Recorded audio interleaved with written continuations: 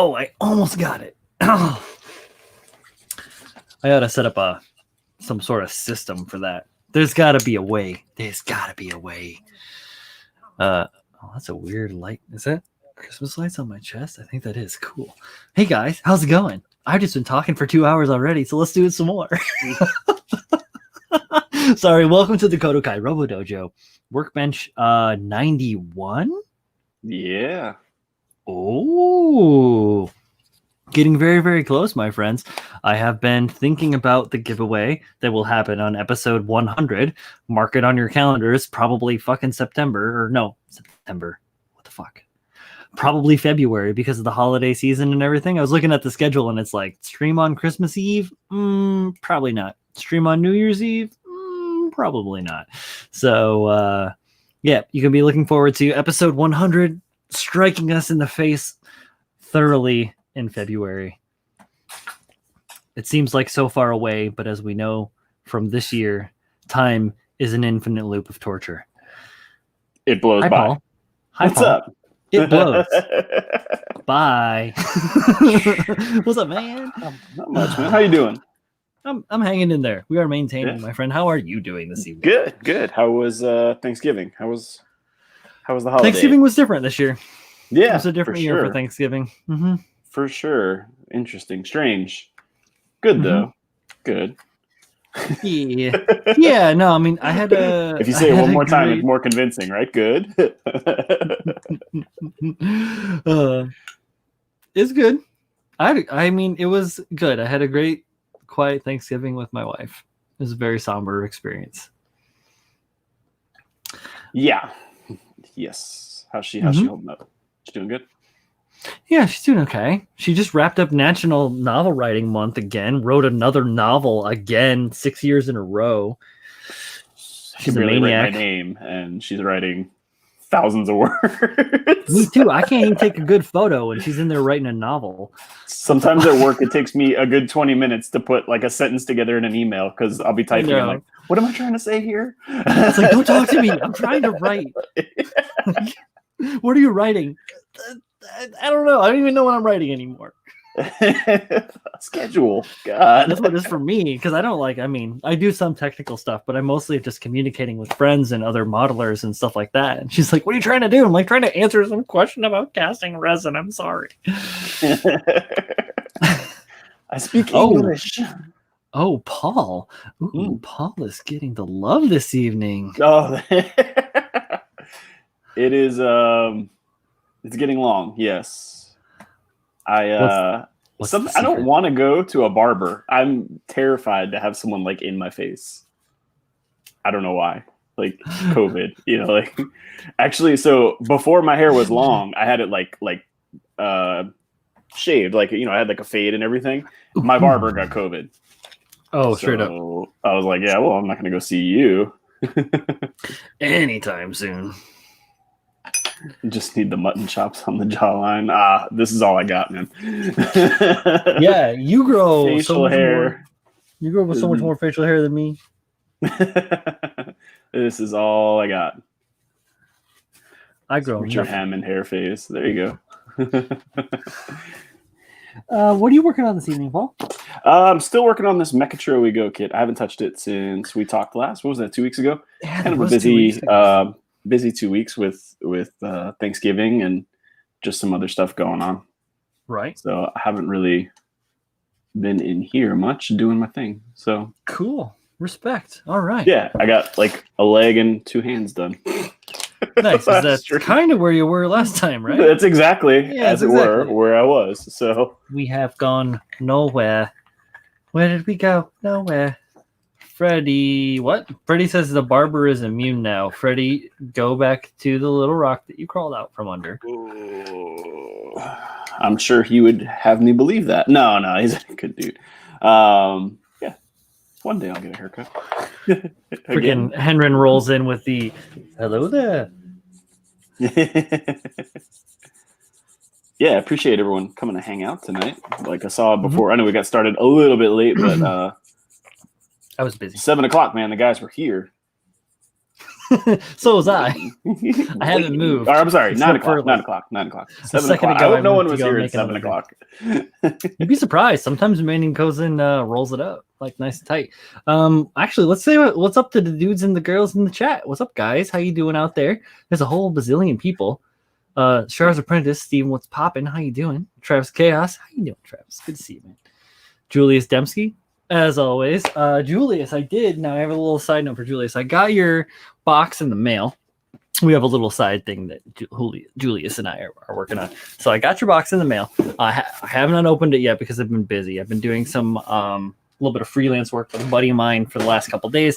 So like I've been going from drop in the morning to end of the day, and I am feeling the burn right now.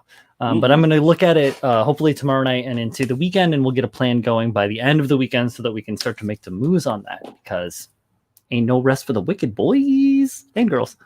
Who else we got out here? Miguel, Mr. Gunpla Noob, the KotoKai Robo-Dojo. I like it. Pabs, Richard Garcia, what's poppin'? Manny, how you doing? Michael Dawson, always good to see you, Michael Dawson. How are you, man? Ty Furious, again, what is good? Dave B, how you doing? John Lynn, what up? Guys out there. Freddie says that he's a new viewer. He's a liar. Z Hendren. So many fun people. How's everyone doing? Holiday builds are upon us. Somewhat, yeah. Somewhat. Oh, 'tis the season, man. I just spent like 2 hours talking about this ding dong. There he is. Mm-hmm. The samurai. Mm-hmm.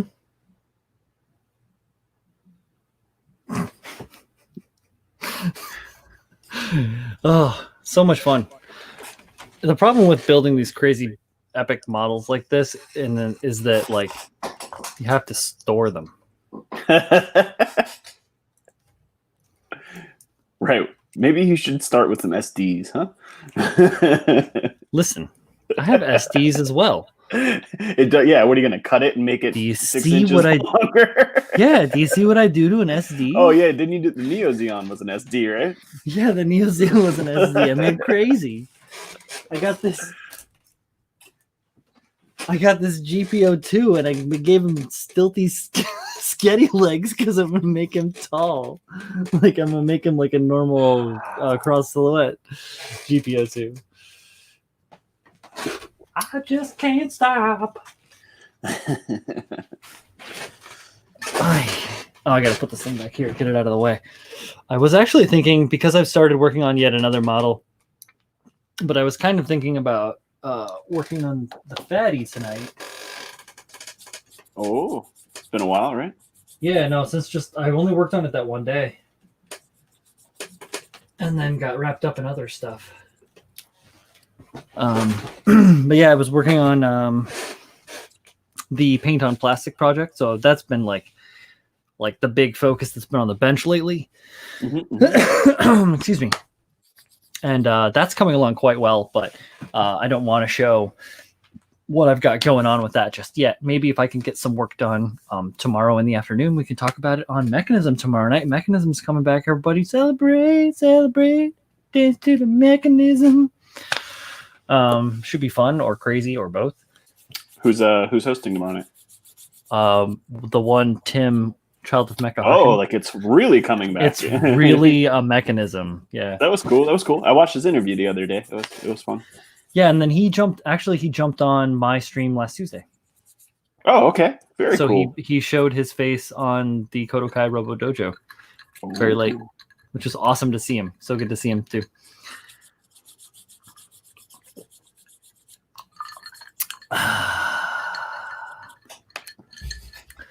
Oh man. So we'll talk about this a little bit more. I've been having fun with this machining Krieger build because I've been using some of the other weird models that I've been collecting. Mm-hmm. Like I got remember when Donovan sent me that big ass box? You guys don't know Donovan, he's like a Tiberium 51. 51. Mm-hmm. Yeah. Donovan, great guy, friend of the Alex DeDoof crew. He sent me a bunch of models that he was just basically going to throw away. And I can't remember. I think I paid for shipping. I should have paid for shipping. If I didn't pay you for shipping, Donovan, and you're watching this, I will pay you for shipping.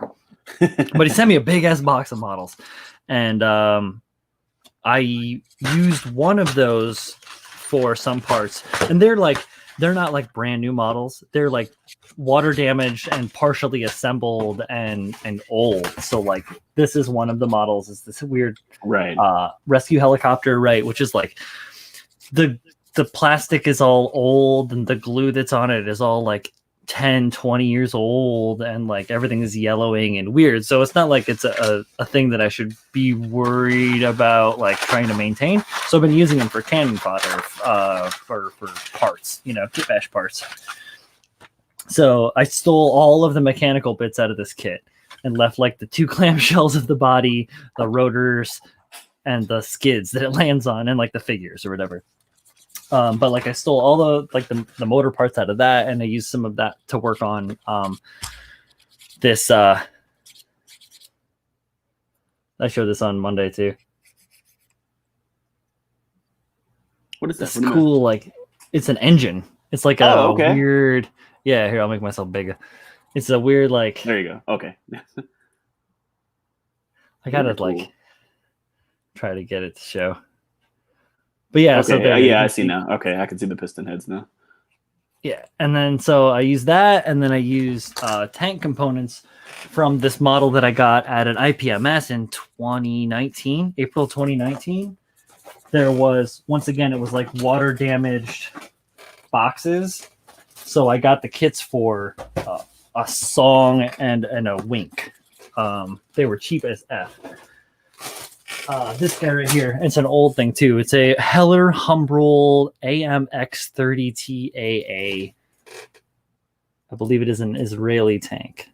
Humbrol, wow. Yeah, right? So I stole some funny engine parts out of that, like those the cast blocking with the bolts and everything like that. Those came out of that to make the parts for this, and I have a bunch more stuff that I'm going to pull from for this really cool machining Krieger kit, because they are definitely more like automotive mechanical scale model related. They got little bits and bobs and springs and pistons and they're. I mean, if you look at the scale, they're like a mech suit, like not a. Mm-hmm. Not a 20 meter type situation. No, they're like the size of a people. They're like 1 to 20 for the most part. I believe the Grosserhound that I'm building is 1 to 20. I'm looking at digging through shit for it right now. I think they make them. If it is, it's like 2 scales. It's like 1 to 20 and 1 to 35.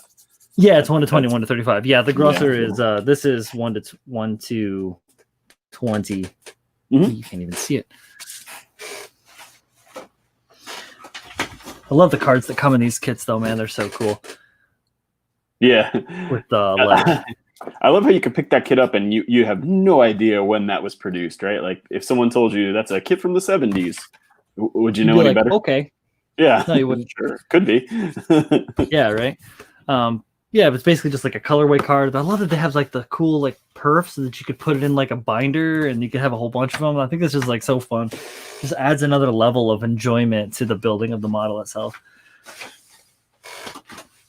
But yeah, so I took that and it went crazy. Julius says his beer is empty. Or I'm sorry, his fridge is empty of beer. Mm-hmm. I'm terribly sorry, man. It's a bad season for that to happen. That is definitely a problem. I have one of those beer advent calendars. And that's where this came from. Let's see. Let me pull up a machining Krieger. So, guy says like a cargo loader suit from Alien size, actually smaller. I'm gonna pull up a window and then I'll share real quick.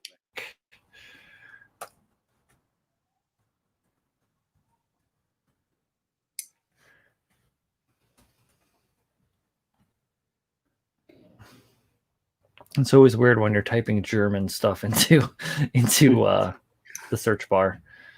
It's like, you want, wait, what? Like, yeah, no, it's this. It's fine. Okay. and here. All right, so this is just on Pinterest. All right, so I'm gonna share this. What's up, Greg Blair? How you doing? And it is here, and it is here. Right. Okay.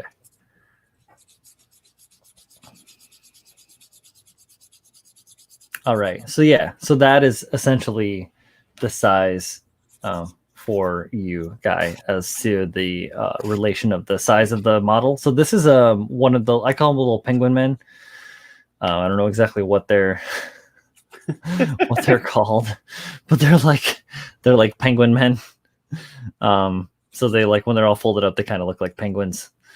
Let's see. No, that's it. The only thing that's on this page is that.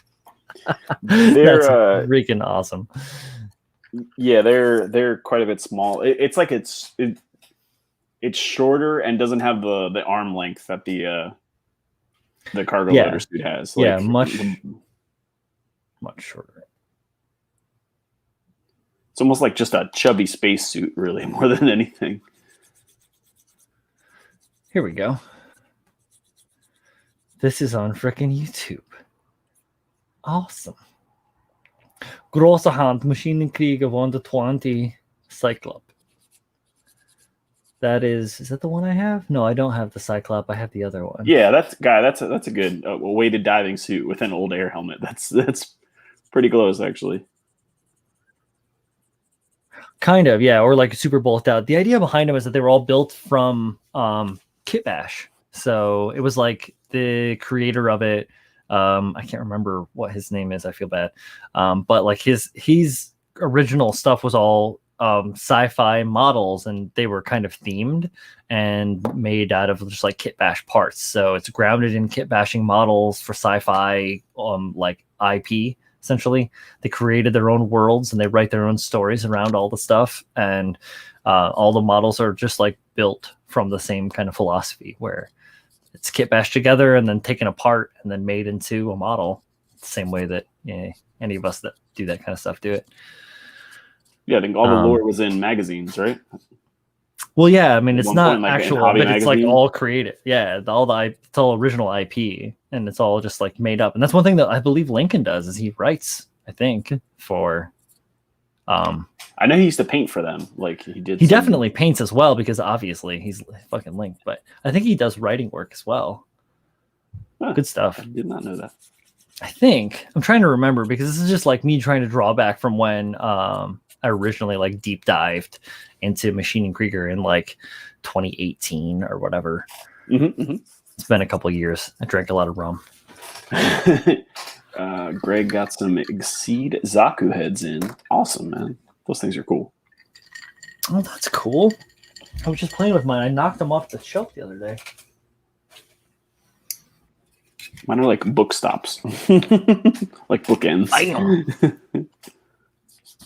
I thought about turning them into ornaments. I still could, I guess, right? Oh, yeah, that's a good idea. Very good idea. Yeah.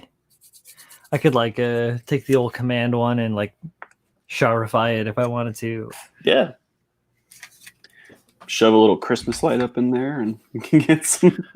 Oh, yeah, you absolutely. Well, you'd have to mess with it. You'd have to cut the jewel out of the eye and then put a lens and stuff like that. But you could do it. I've seen people do crazy things with like little motors in them that make the eyes move. And they're fun, man. Fun. Oh, yeah. There are very talented people out there. Putting it on my PG Shars Zaku. I will tell you this much: it will look bizarre. It looks bizarre on mega size. So, yeah, unless you're building like a complete, you're going to use like a PG to make like an SD proportioned. Yeah, like the SDHG bash, right? Right, yeah, but like that'd be a lot of work. Perfect grade. Perfect grade, high grades, SD cross. It's like a perfect grade Exceed bash that you Everyone else lengthens their legs. You go and cut them down. Oh, here we go. Hendren says that an SD head is good for perfect grade for a swap. Huh. I'll believe that. I can believe that as being a thing. If you say it, I believe it.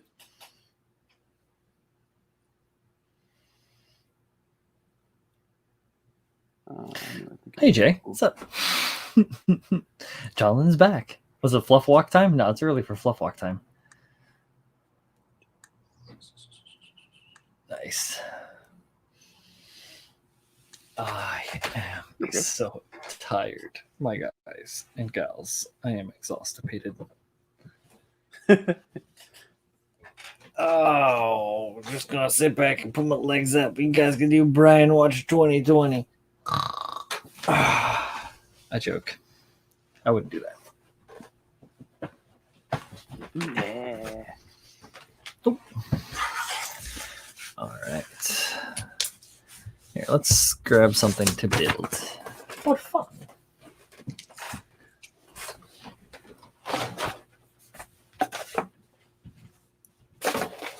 So right before this, I actually went on USA Gundam Store and used your coupon code and pre-ordered myself a Wing Zero.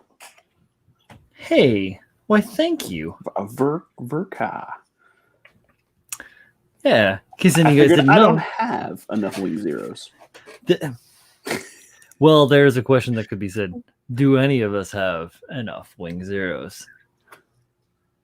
The Zero is the good one, though, right? Yeah, it's the one with the wings, man. Yeah. And what giant robot doesn't need wings, right? Wait, no, the Zero is the one. Yeah, the one with the birdie wings. Yes, yeah. Actually, both of those. I don't mind the birdly wings. Some people don't like really that bugs them, but I don't mind. I'm a wing kind of person. I like wings. I look like a bird, so that's how it goes. But I like the other one too with the mechanical wings, like the that they just the Wing Gundam. Yeah. Yeah. I like all of the Wing Gundams personally, but the Wing Zero Custom is probably my favorite. It's just silly. It's cool. Yeah, no, it's good too. I mean, who cares? It's a big robot that's like flying in space, piloted by a child, an angsty child with wings. Why not? Yes, he was. Hey, if you're going to be a Gundam pilot, you better be angsty, right? That might be like a prerequisite. That might be on the application. What's your angst level? I'm like, why? I mean, like, let's wings. We need more wings. Let's put more wings on robots. Maybe that'll be 2021. Maybe it'll be more wings on robots. The year of the wing. I don't know. It hasn't started yet. I still have crazy new things coming up. I have this thing that I'm working on right now, but there is the Critiqual build off that's coming up. My kid is on the way for that. If those of you that don't know what the heck that is yet, let's have a little chitty chat. We do a little show called Critiqual Builds on Chris Pabs' channel, where we talk about models that are submitted by people that want to have their models talked about in whichever fashion they'd like to have them talked about.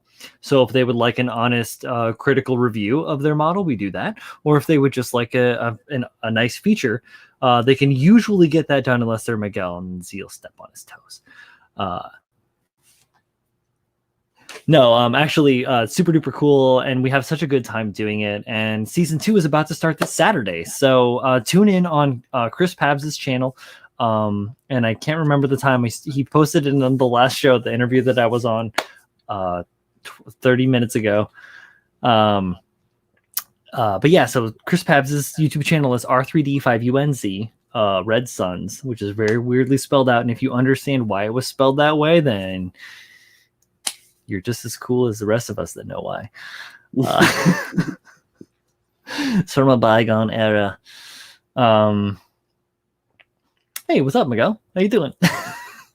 But yeah, so come through, check out Critical Builds, and we're doing this year we're doing something a little bit extra in relation to the show.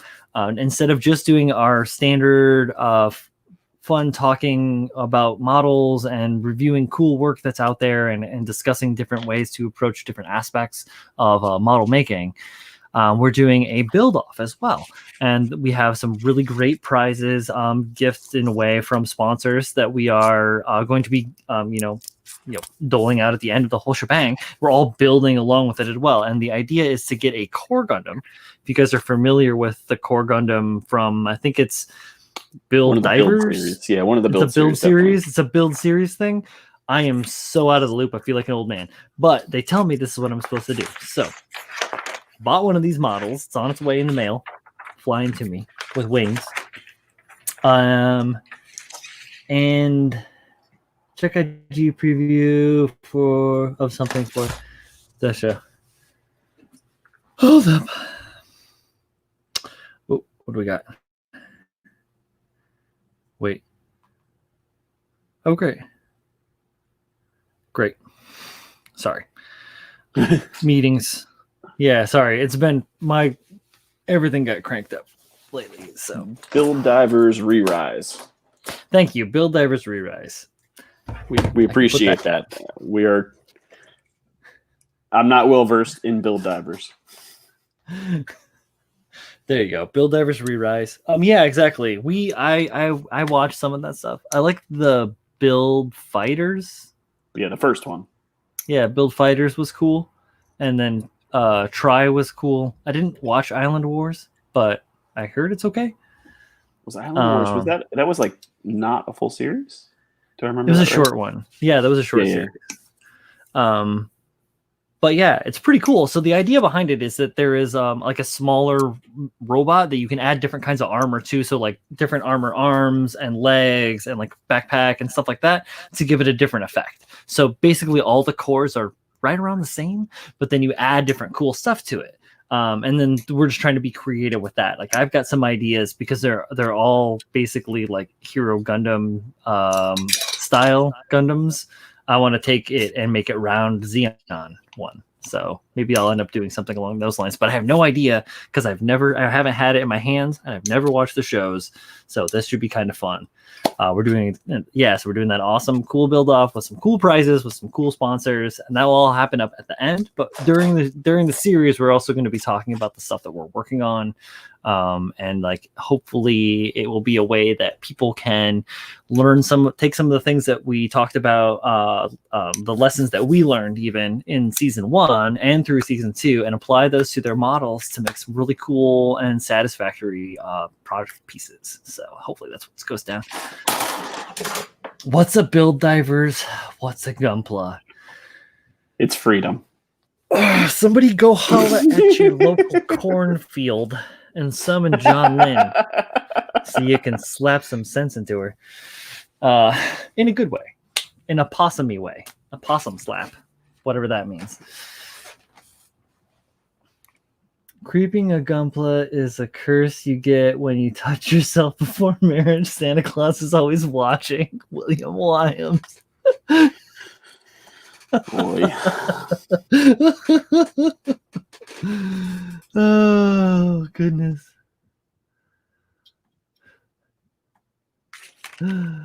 Oh, wait. Dave B says he's got a question. Got a Master's portable spray booth. Paul and I know what those are. It's all right to remove the air filter to increase the airflow. I feel like it's kind of weak. Yo, you're straight up, man. I agree with you 100%, Dave B. I had so many issues with that as well. The standardized pre-filter, post-filter that comes with the Masters is like rough. Pretty thick and pretty. So yeah, Pabs has a point. So it depends on the paint that you're using. So if you're using enamels and lacquers, like solvent-based paints that are going to naturally stay wet longer, you are going to want a more robust filter, and something that is consumable that you can change out ideally. Now I use acrylics mostly, and they're not hard to clean, and they dry fairly quickly. I do clean my housing and stuff, but I made like a honeycomb style cardboard filter for mine for everything to pass through, because I was dealing with the same deal where I was overloading the motor for the fan. I was getting improper suction, and so it was causing issues with paint buildup. And then those filters aren't cheap, and they're made of synthetic. that's bad. So even if you're doing like, if you're doing acrylics and you're making something that's out of paper or whatever it is, like cardboard, whatever, like, yeah.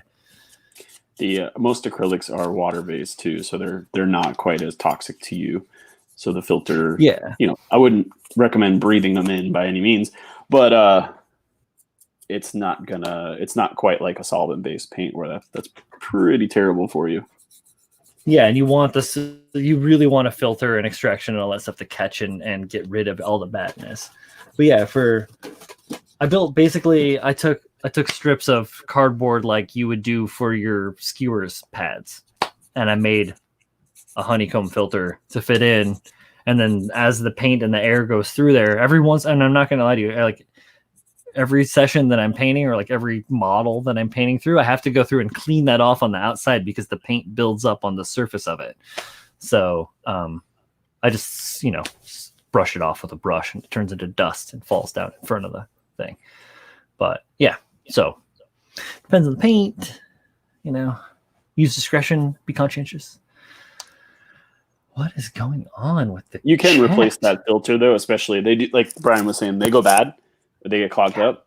You can replace it with other filter type material that's not, like you can go to Home Depot and they have filter material for like ACs and stuff, and I've seen people make filters out of those. Nice. And there's some different they flow a little differently, so you have options. You don't have to go and buy them from eBay or something. You have to, whatever Masters uses, you don't have to reuse that exactly. That is a great idea, Paul. Hell yeah, that's right. Because you can probably get a roll of that shit. Yeah, well, I know you can get like the AC filters, the green material that you can cut to size, and I would imagine one good size sheet of that would probably get you like 4 to 6. And you don't need, the thing is, they give you this whole thing that's this big, but your filter only needs to be about this big. So I just take cardboard and I taped cardboard into the back of my spray booth. My words family taped into the back of my spray booth so that the active filter is much smaller. It just creates a void because this is the pull is in the center. Like this over here is dead zone. So the dead zone. Yeah, the dead zone. With Anthony Michael Hall.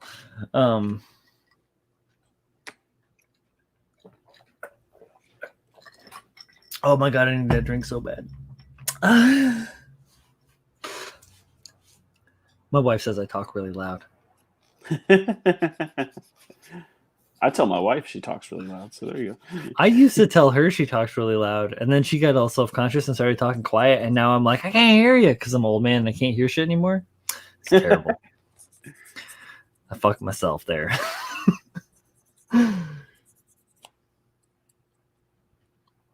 Yeah, totally, Dave B. Absolutely. Get that. Hit it. Hit the Home Depot. Hit the homeless. Do I remember the COVID episode of the Dead Zone? No. Yeah, it's a Luke Cage glass. Old school, baby. Like, but it's the real Luke Cage, like the good one with the awesome chain belt and the chain cuffs, and that dope chest with the flared collars and the belt and the pants. The fucking like the dope. Well, these ones are bad iteration, but in some of them, he's wearing like dope brown shoes with like the bootcut pants that I wear all the time because I've been wearing those since the 80s because I'm that old. Yeah, Luke Cage is his shit. Power Man, actually, is what his original name was. 70s Luke Cage. Yeah, because I'm old. I'm from the 70s, just barely.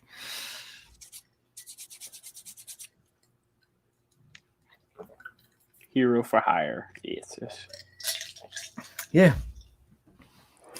That was unfortunate that we never got to see that. That was like one of the things I was excited for the new Marvel,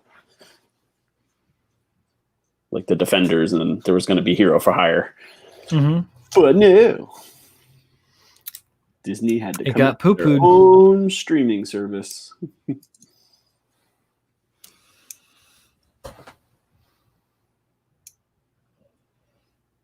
Yeah, lots of J bullying going on tonight. I don't know what's going on. They're anticipating an awesome mechanism tomorrow, I think, is what the deal is. Guy says he went a different route with his booth. He has a large Amazon box reinforced inside and out with an old window fan hooked up. Yeah, absolutely. And it's a micron filter. Yeah. Yeah, heck yeah.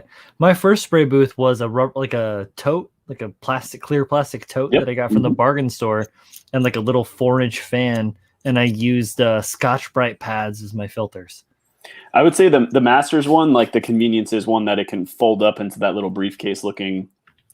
Yeah, even though it always stays right here next to me. Yeah, you're right. But if you lived in a small apartment, but if you wanted to, conceivably, yes, you could move it around. Yeah. And it's convenient because you buy it and it works. Like, right, like you don't have to make anything. But there's definitely way cheaper and probably more efficient ways to go. Yeah, I mean, it's all just like trying to collect/remove from your active living space to a passive non-living space. But don't blow it inside your walls, guys. Yes, Punisher and Daredevil were awesome. Yeah, I like the Punisher. I didn't watch all of the second season, but the first season of Punisher was dope. I started watching the second season with the Punisher and Daredevil was really cool. Oh, that's the second season. I didn't see that one. I should finish that shit up. Restart it and watch it over. Yeah, the first season of Jessica Jones was pretty good too. Luke Cage and Iron Fist, I don't know. Yeah, Luke Cage was better than Iron Fist. Iron Fist they totally screwed up because they really just screwed it up.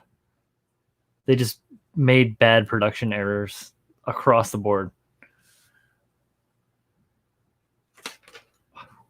This is my where to look indicators that was stuck, 2 post-it notes that was stuck onto my camera for the interview. Because I'll often watch the screen as opposed to the camera. And I have to remember that when I'm talking about stuff, I need to look at the camera instead of talking to your Workbench or to my own dumb face. What? You guys, we're just going to leave this all alone, the chat. I liked the first season of Jessica Jones. The second season I didn't really care for. But all good. What am I doing here? Read the directions. Let's try that. Mm-hmm. Still need to hook up my air compressor and air purifier.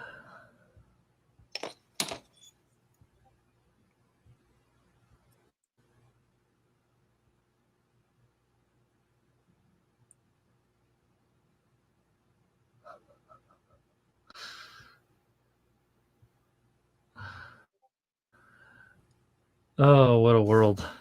Man, some beautiful models out there in the community, though, right now. Just like mildly scrolling through IG, I'm seeing some really great. Yo, have you guys seen what Choco Falcon is doing out there? That guy's always doing something ridiculous. I know, dude. This is great. What is he working on here? I can't even tell what the hell this damn thing is. It says unicorn, but it might be a unicorn.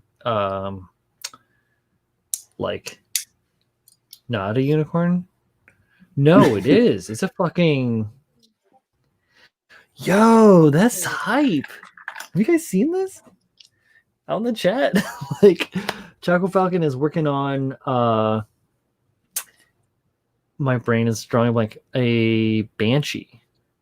With like mad extra cool details. I just couldn't tell because there was so much white plaw and scribe lines on. Yeah, there you go. Banshee arms. Thanks, Pabs. I was drawing a blank on the words. I am so exhausted. I didn't eat anything at all today until like 5:45, 6 o'clock this evening. So I worked my butt off today. But yeah, I know this Choco Falcon thing is sick, guys. Yeah, I'm just going to share it. We're just going to boost Choco Falcon on the stream. Hope y'all enjoy. How could you not? Give me a stick. His that red build, he won that leg of what did I do here? GBWC with was insane. I can't think of the name right. of it. Exactly. Yeah, Like it had like a skirt almost to it. I don't know how to describe it, but it was amazing. Yeah, it's like all skirted almost. It's crazy, like, amazing. Yeah. Let's go with.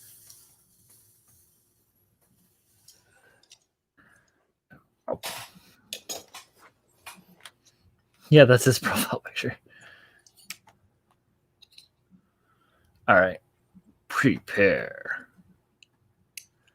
My body is ready.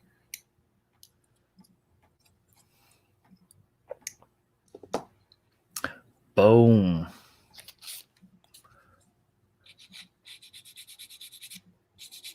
Look at that shit.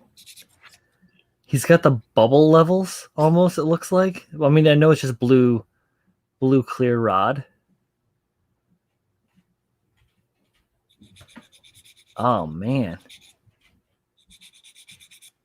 The scribes are so crispy. I mean, I know they're filled with dust right now, but they don't look like there's chatter at all. Like that, you can kind of see that on the edge. There's a little bit of an anomaly up there, but this looks really, really good, guys. Yeah, I think he's one of the better like detail builders, like mechanical detail builders, in my opinion. Yeah, he and Tim definitely have got it going on. That is amazing, guys. Ariel just had an interview with him not that long ago as well. So go check out AO Mecha's stream, builder stream. I think it was right before or right after Julio. So if you haven't seen Julio's, go watch Julio's stream. It's amazing. Julio's an awesome guy. Yeah, wait. Check Take 4's SD. Is Take 4 doing something different now? What was Take 4 doing last time that I remember? I tired. I can't think. Let's go right now. I was trying to talk to Zach about Take 4, and he was like, "Who?" I was like, all right. I was like,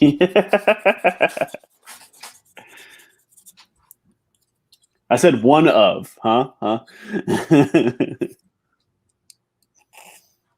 Yeah, that is a clear rod. It was like a blue clear rod as a detail in there, like capped on ends with because you can get like colored acrylic rod at a better reliable stability and cheaper than styrene sometimes. So if you're just gluing stuff together and painting it, it doesn't really matter. Oh, right. Crazy. Oh, Jesus. What? Oh, you are kidding me. Of course. Of course, this is what's going down.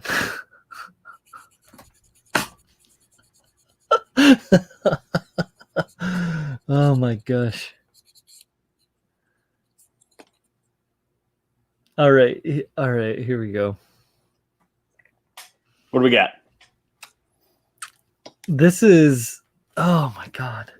So this is, I think it's a cross silhouette, but it's an RX. Okay. SD.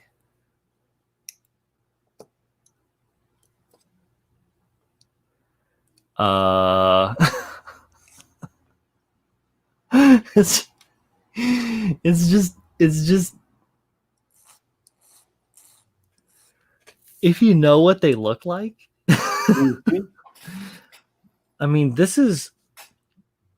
I really like the blue and red color choices. Oh yeah, no, definitely the softened muted tones, but yeah, just and also like the red has like some purple to it almost. Yeah, it has kind of like a fuchsia, a little bit. Just how crisp the scribing work is on it, and this is tiny. Right. Like I can't hold that in my fingers, like let alone scribe on it. Look at that. That's a small alligator clip, right? Because so like alligator clips, depending on how big they are, they have a certain number of teeth. That one has, yeah. So that head itself is like Tiny. Like an eighth of an inch across. So this whole thing is like an inch across, something like that. Like that's just insane. The amount of detail that this builder has been able to put into this amazing work. Like that is really well done. So it's incredibly creative and like outside the box in regards to panel lining. Like people will put a lot of panel lines on a model and it will just look like busy and weird sometimes. And I feel like this builder specifically knows how to throw it down. That is so, look at that crisp line all along there around that curved surface. I mean, I know he's probably using like a Dymo or a guide tape or something along those lines, but still. That's hard to get that Dymo tape to lay down flat on such a small surface. Right, or to get it to not chatter, Yep. you know? Very impressive. But yeah, so here is, oh wait, this is, no, that was the other one. Choco Falcons was the other one I was thinking of. Yeah, here's the skirt. Must be just before and after panel lining. Cool stuff. This builder is a maniac also.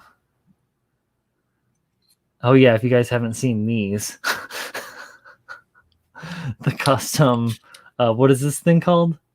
It's not a not a boogie. What is this thing called? Fuck, I can't remember. It's weird. Well, shit. Someone in the chat will say it. Yep, exactly. But just like the mad custom. Here you go. Here's how. So there you go. That's where it started, and that's where it is right now. Jagu. Yeah, that's what it is. Jagu. Thank you. Out in chat. Oh my god. The work is just astounding. Asymmetry and making it look right. Oh, dude, just so good. All right, I'm going to stop cheesing on this modeler and go back to the stream. Sorry, guys. Hey, what up, Vanderbilt? Little Meggles.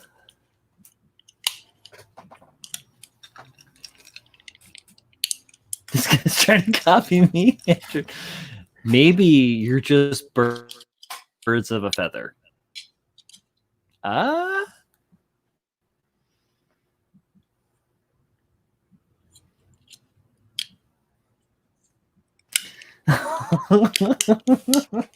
right, I am gonna go make a joke. Make a drink while these jokes are going down in the chat. If anybody wants a laugh, go ahead and just read what's going down in the chat.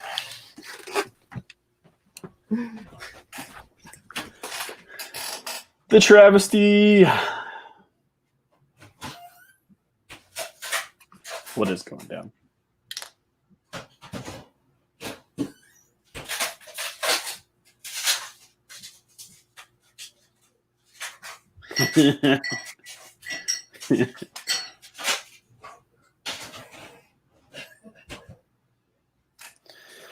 Oh boy.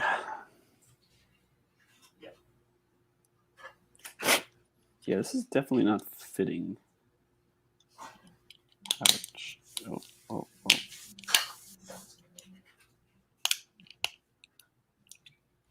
How it should.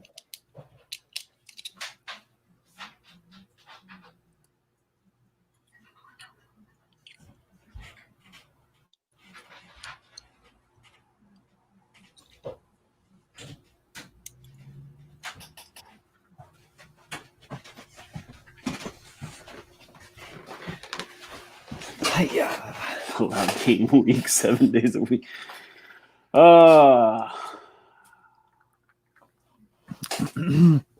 Paul, how about that J-Love, huh? What does that mean? You know, I don't know about that J-Love. Oh, wait, here we go. Number one best girl. Like, oh, right on. Jennifer Love Hewitt. Right. Forgot about that. Michael Dawson says, after my MGEX, I think I'm going to go back to my kit bash for the RX-78. May just start on that PG Unleashed when you get it in the mail. Oh, PG Unleashed. Super cool. Big money.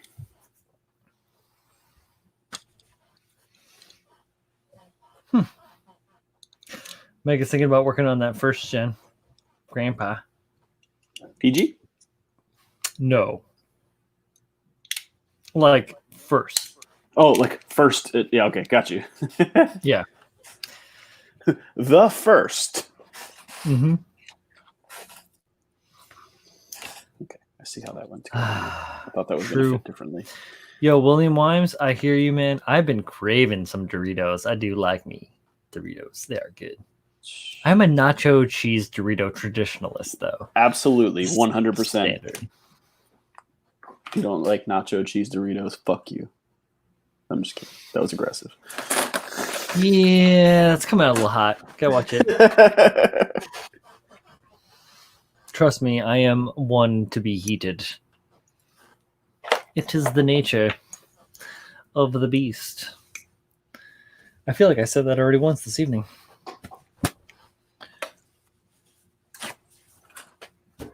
Oh my god. Calm down, Paul. Freddie. Oh, Freddie. Cool Ranch is my drug. Hey, I'm not hating. If you like Cool Ranch, I'm cool with it. I was never really hype on the Cool Ranch Doritos. Gotta say. They were cool in like 1991 when they came out, I think, or whatever. But Bobby, thank you. I'm glad someone got it. What did you say? It was you ever seen Talladega Nights? Of course. If you don't chew Big Red, fuck you. Oh god. Oh right, from that product placement ones. Yeah, right. yeah. Right. Oh, took me a second there. Was it one of the outros, or was it that wasn't one of the ones that they actually showed though? I think it was an outro. Yeah. Yeah, it's like in the after. Oh my god, those were so good. Those guys together, genius. John C. Reilly and Will Ferrell. Yeah, so good, so very good.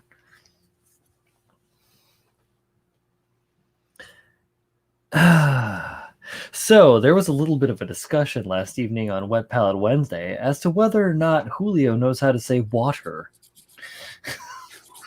Water? Yeah, water. Because Julio has a very East Coast New York accent. Yeah, water. Water. Water. No, it's not even water. It's water. Water. It's spelled W-U-D-D-A-H. Water.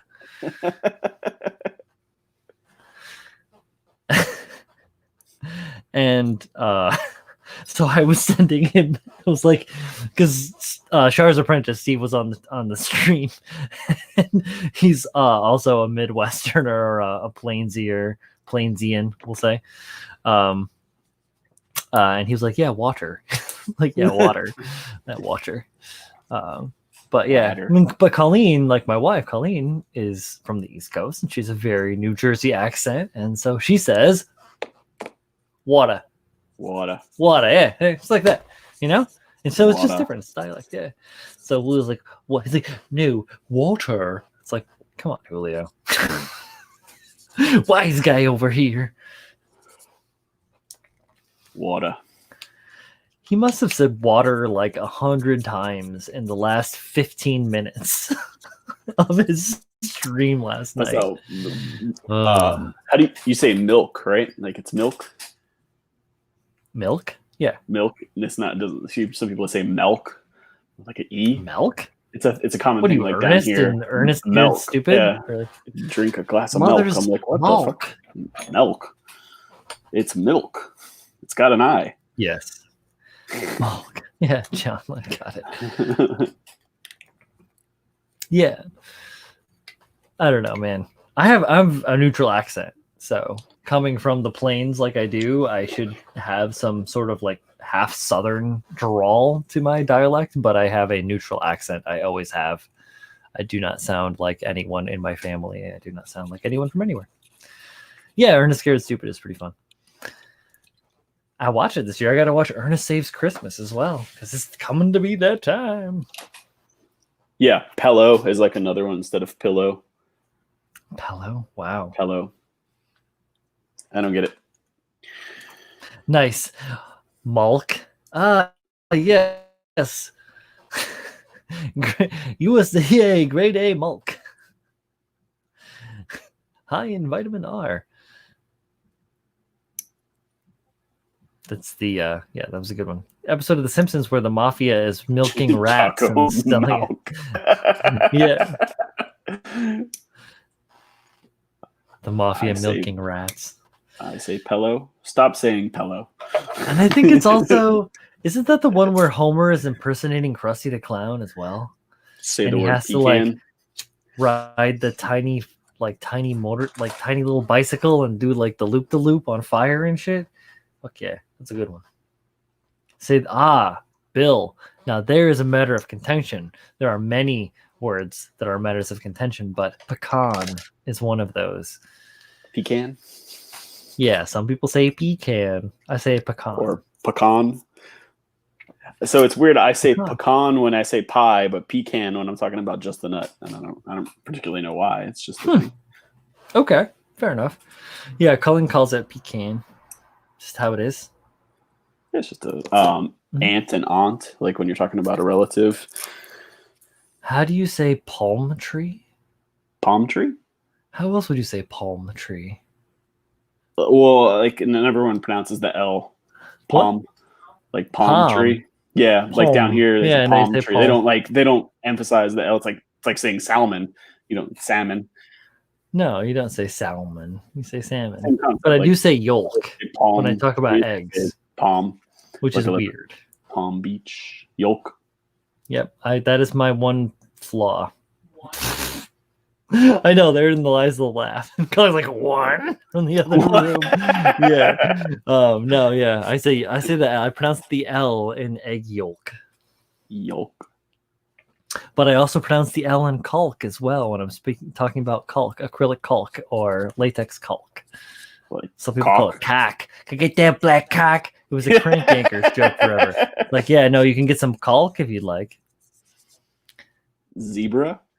Mainly we're looking at take4.gp and at Choco Falcon. That's who we were looking at earlier. Jaguar or Jaguar, yeah. Oh, right. And then zebra, because zebra is actually the proper pronunciation, but I always grew up hearing it called zebra, but there's not enough E's in it for that. Zebra and Jaguar. It's not enough E's, but like there's a K in knowledge, you know? I mean, like. Oh, yeah, later, Will. Zebra and Jaguar, yeah. I do pronounce the U, but I am not like Jaguar. Jaguar. I say Jaguar. So I flow through that. What up, Floonberger? Craig. What's up, buddy? In the house. There, and there. Yeah. Oh, yeah, they're all the same. That's an annoying, like a spelling thing. Or well, then and then. Like there, or there. Yeah. Then and then. That's, you know. Oh, then and then. Zebra. Jaguar. Yeah, Jaguar.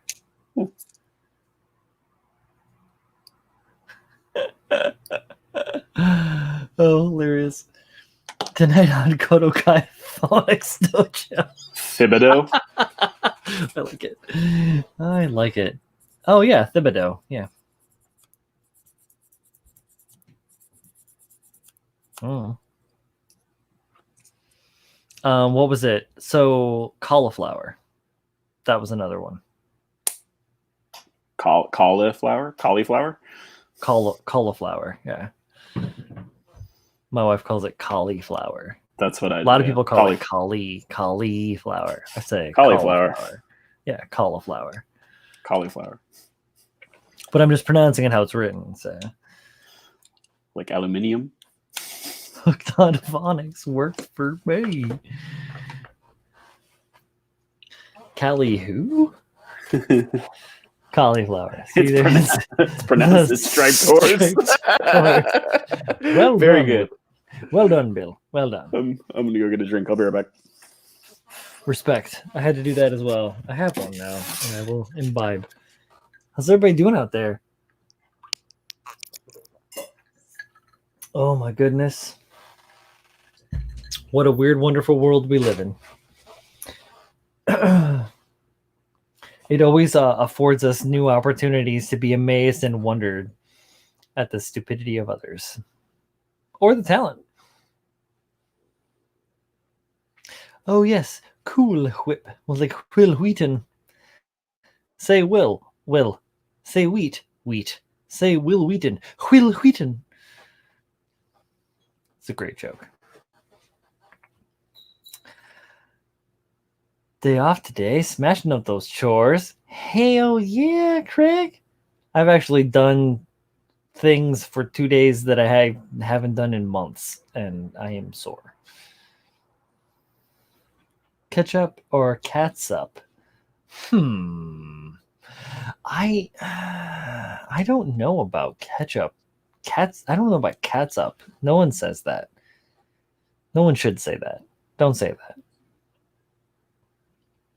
What about coupon?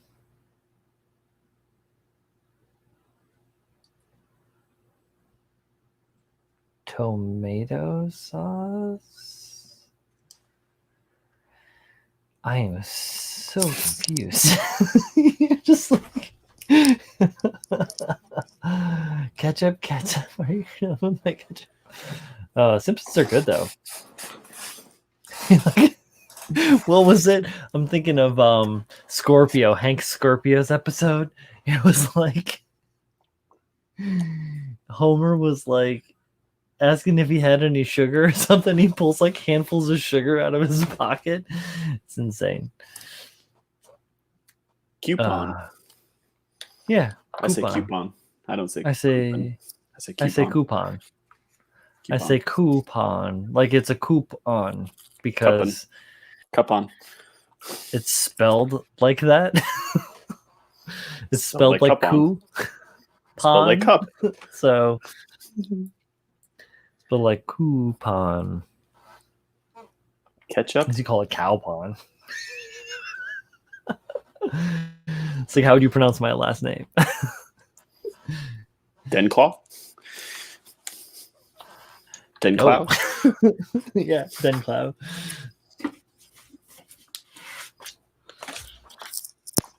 Yeah, but write it out.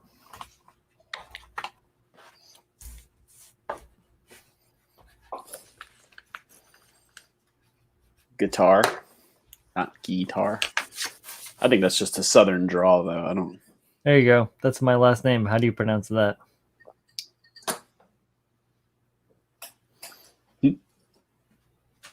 Dencklau.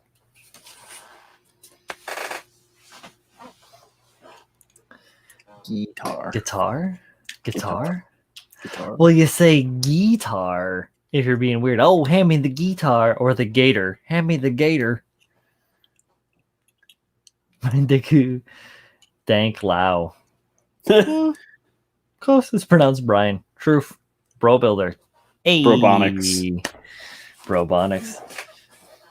Nice. SOCKS.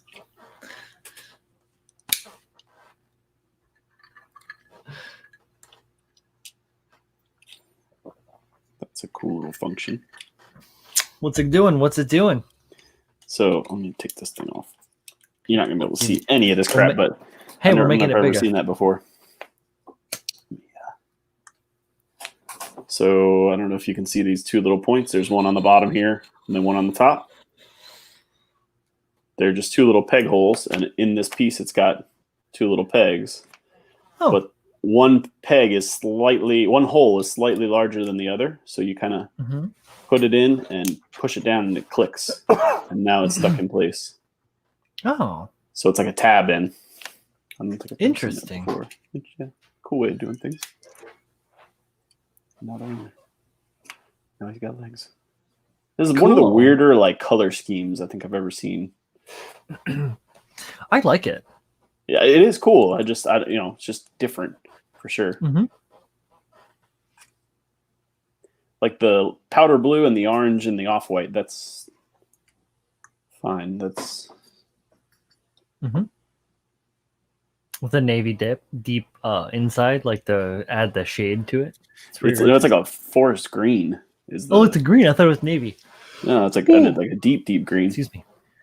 Craig's daughter is going to high school. Oh man, I am so sorry.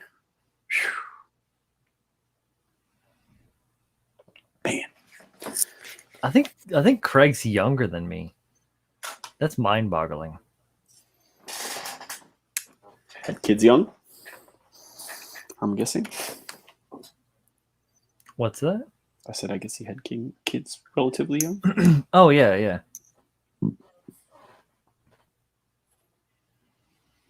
Year 11. Wow. Guy says some assembly required, the box says. Some small parts, the box says. This 3D printer has opened a can of whoop ass on my brain. Maybe drinking a strong one while assembling it wasn't a good idea. It depends on how strong the strong one is. See, yeah, Flynn is 2 years younger than me. An 81 baby, yeah.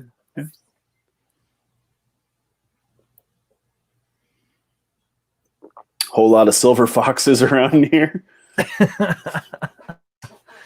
Talking about? Ooh.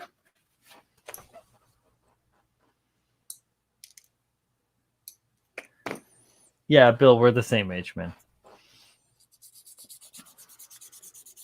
All right, Saturday stream, Critiqual. I should get my core model before then. There we go. Should. We shall see.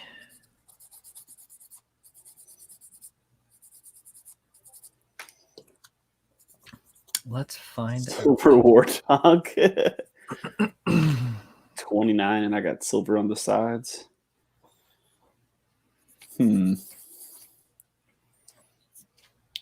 I have a little bit of gray hair in there. Excuse me. I don't have any grays.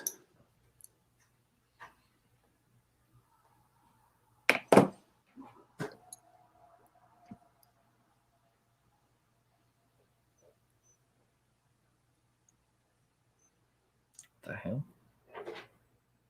What the hell? Mm-hmm.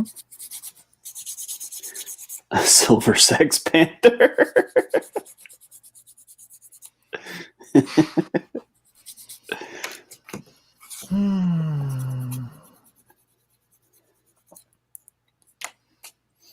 The very rare.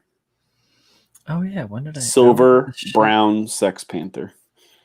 I ordered this. Extremely rare. Track it.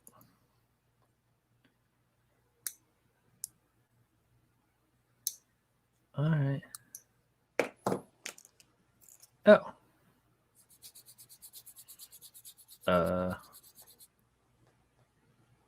It says that it was supposed to be here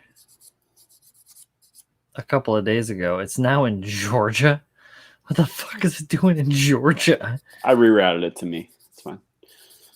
It came from Daytona Beach, Paul. Yeah, that's we go up to Atlanta and then back down. That's the thing. And then back down? Is that how it is?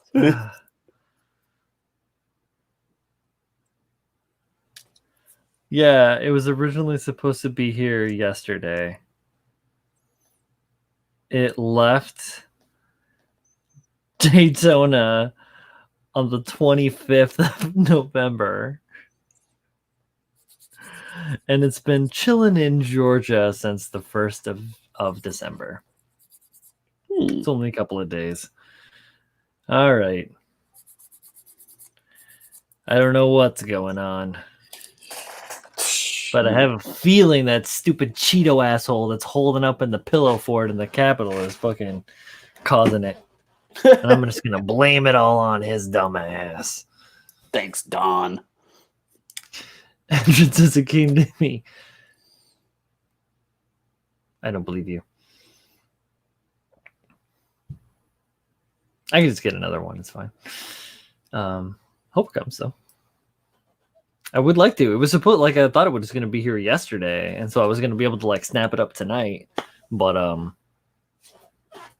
You were behold, the field in which I grow my fucks. See how it is barren. Oh, we go later, Bill. Peace.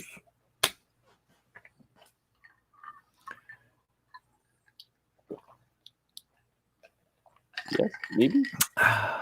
Would be correct. This is awesome. Yeah, I know, man. No, shipping is wild. I'm not. That's why I say no. I'm not stressed about any of that stuff. I mean, I like to make jokes and shit like that, but yeah, mail is mail. It's fine. It used to take like 4 to 6 weeks for anything to be delivered to anybody at any time. Do we remember those days? Does anyone else besides me remember those days? I think, well, Amazon's just completely ruined everyone's expectations of everything, right? Oh, yeah, without a doubt. You're like, what do you mean I can't have it in an hour and a half? Yo, right? You used to have to cut something out of a magazine and then fill it out in pen or whatever you could, and then either get a check from your mom or like get a money order and then mail that shit away and be like, all right, in 6 to 8 weeks, I'm going to get me a balsa plane that build. It actually worked out, but you would have to wait like 2 months for your ship it to get you. Nowadays, yeah, it is definitely like, yo, do it now.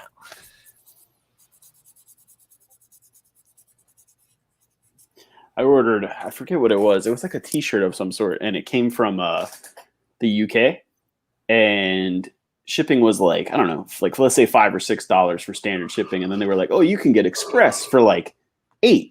And I was like, oh, $2 more, I'll get express. Sure, why not? Mm-hmm.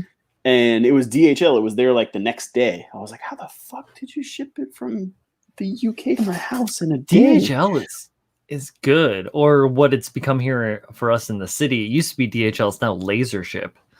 They are reliable here in New York. Yeah, I love their tracking too, like and their way that you can change delivery instructions and stuff.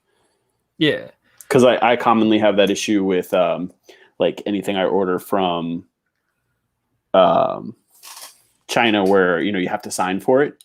And there's like, depending on who the mailman is, they won't make any exceptions for that. Well, right. It's cool that you want to deliver shit at, 1 o'clock on a Tuesday, but who the hell's home, Yeah, no shit, right. So, but DHL will you can set your delivery preferences through the app, which normally you can do at USPS, but they won't let you do it on international shipping. Oh, right. Yeah, FedEx does some of those things too. If you sign up for or if you will get the FedEx account and do all that stuff. Yeah, you can tell them just leave it at the door or whatever you want to do. Yeah, I'm in a weird spot because I'm in the heart of Brooklyn without I don't live in like a normal building. I live in a brownstone, Yep. So like we have a mailbox for letters and stuff, but we don't have like a package mailbox. And like the landlord has a law office on the very bottom floor, and she doesn't want any of the packages going by her door, but it's like, where else did they go? And the mail people are like real weird about shit because like packages get ganked all the time because it's just like you live in a giant city, you can't just like leave stuff around. It's gonna disappear. Right, That's just how cities are. They consume things. So hold up. Hey guys, as I was pleasantly surprised last night to find out my USA Gundams for shipment I ordered on Friday was on his porch. According to FedEx, it's not even scheduled to deliver until Saturday. Sweet. Yeah, that's why it's like I kind of thought my package was supposed to be here. I was like, wasn't I supposed to have something? But we'll see what happens. Tracking packages. What a novel thought. It's funny to me sometimes with like Gundams too, where especially Gundams, I'll track packages and stuff and I'll be like, fuck, I can't wait to, I'm going to throw that shit in my closet. I'm not going to look at it for 2 years. Like, what the hell am I even excited for?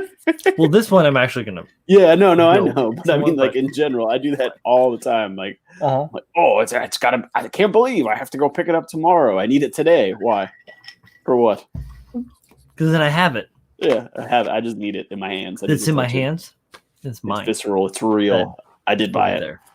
Yep. I want it.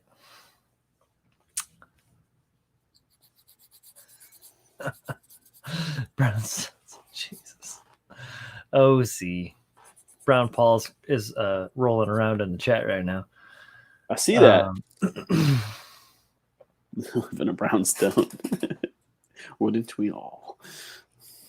Yeah, the one that we live in is different. Not bad. It's cool. The work that was done in it was all done by basically the owner or relative. So it's cool. It used to be. It's weird because I'm in the sty, so the building itself used to be broken up into many more apartments, even though it is only through like 3 floors and a parlor. So yeah, instead of it being 3 apartments, it used to be like, I have no idea how many apartments. It was like rent a room, share a bathroom kind of situations. So I've been in those apartments back when I was in college, like in college town back in the Midwest. Like there are houses that are split up like that, where it's a communal-ish living, where it's a communal kitchen, communal bathroom, rent a room kind of thing. And yeah, I think that's what this place was like, all super segmented out. And then when they came in and refurbished the place, they split it up into apartments and had to like kind of mitigate and deal with what they were doing. It's difficult, especially in a city. Building codes are wild and all that shit. What's going on out here?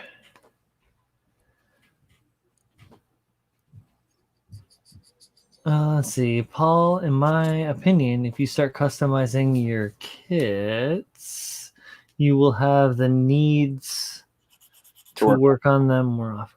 You're probably right. You're absolutely right. X. Oh, what's up, Ariel? Guy saying, oh, I know Hendra and I live in their world headquarters of Memphis, Tennessee, and you'd think it'd be easier considering just about everything talking about FedEx. Oh, snap building is a very redundant process, and it does tend to get pretty old. You're right. I can agree with that, Husky, Hendra. That snap building can get old. There are some like calming and therapeutic effects that I feel it drives. So for me, sometimes it's cool to have right now I have the fatty, and is that it? Yeah, right now it's just the fatty that I have on the side for just like clean building stuff, snap building stuff to kind of like ease it when I don't want to have to think about, how am I gonna create this weird mechanical thing that doesn't exist, and like how's it going to work? Like it has to work for me. That's how I do stuff. Or like how your amazing panel work that you do, or like the proportional differences and extensions and different stuff that we both work with, that kind of stuff. You don't want to always have to think about that shit. So I like snap building for that. It's my release, which I think is kind of cool. But if that's all you're doing, I agree. I get tired. I get stale.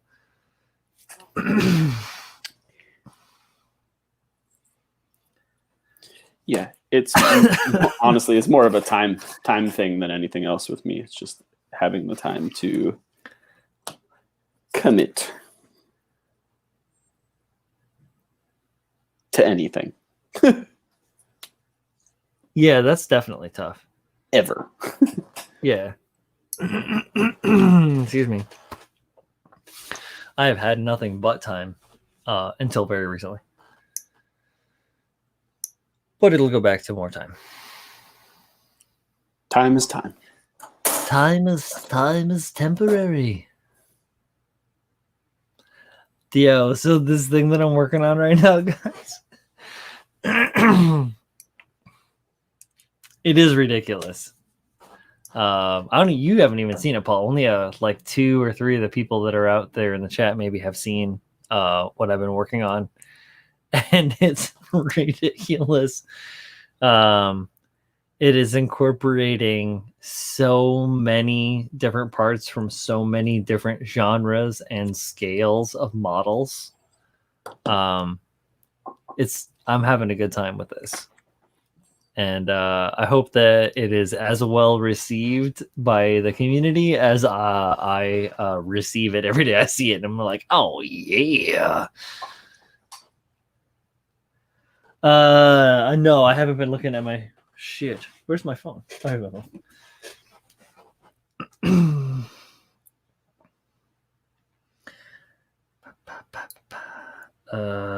Wait, which one?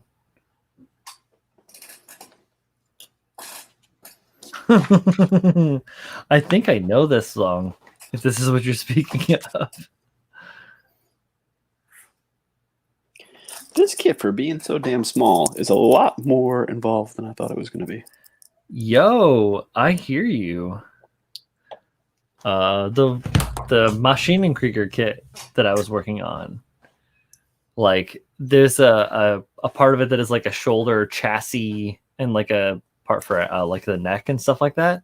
And that itself was so many different parts, all tiny and like little, and like had to be glued together in certain stuff. And I had to like do modifications and shit that I didn't expect to have to do, but like together, like right next to a number 11 X-Acto blade is they're like, it's just like, this is so small.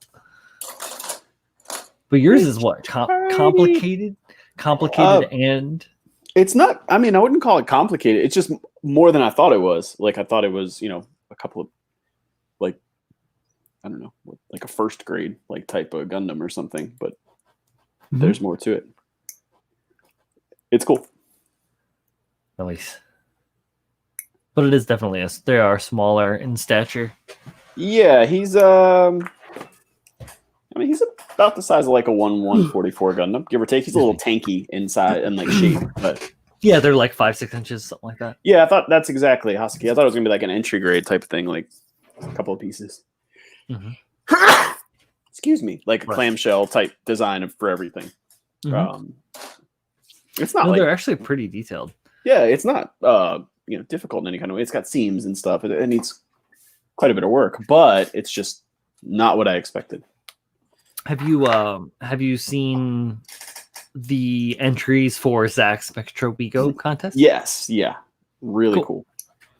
Yeah, those fun kit. Those were really awesome. I'm super duper honored to be able to participate in the judging process for that competition and get to see everybody's amazing like builds up close. And like before, like the majority of the people in the public got to see the whole shebang. It was cool. Yeah, that was a hard contest to judge because there were so many awesome builds. And like everything was like, it's like, so if you have like a color scale or like a whatever, and there's like a scale of like, or like the thermometer, right? Where it's like good shit and like, you know, okay shit.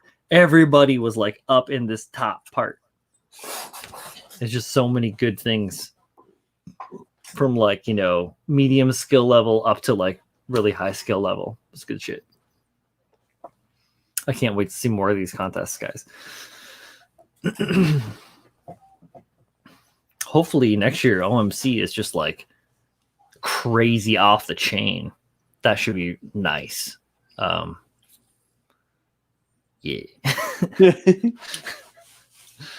It's grown every year, right? There was more. Yeah. More. Well, yeah, I mean, it's only two this year. Year 2 was just that was this year, so it was great.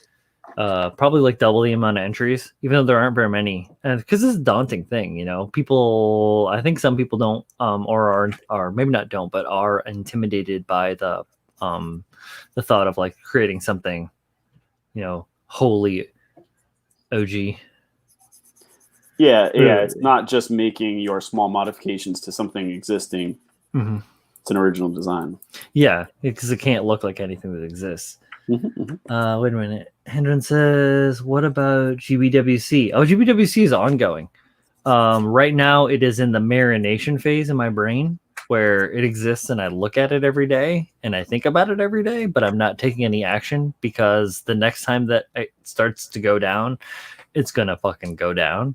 So kind of like making sure that I know exactly what I want to do before I start to try to do anything. Otherwise, I could spend a lot of time like spinning my wheels and like attempting different things without making any real progress. And I can't afford to, with the size of that thing and the scope of the whole project, I can't afford to waste time on it. I can only spend quality time on it, which sounds kind of weird, but it's very real.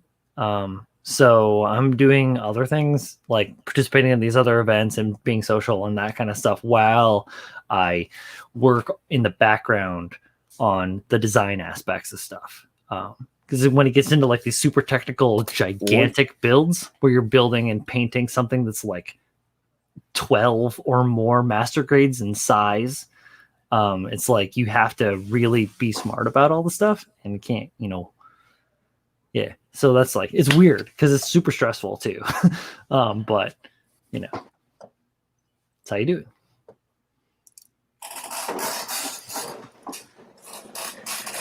All right, you got a dome. Oh, you have to glue the kid together, huh?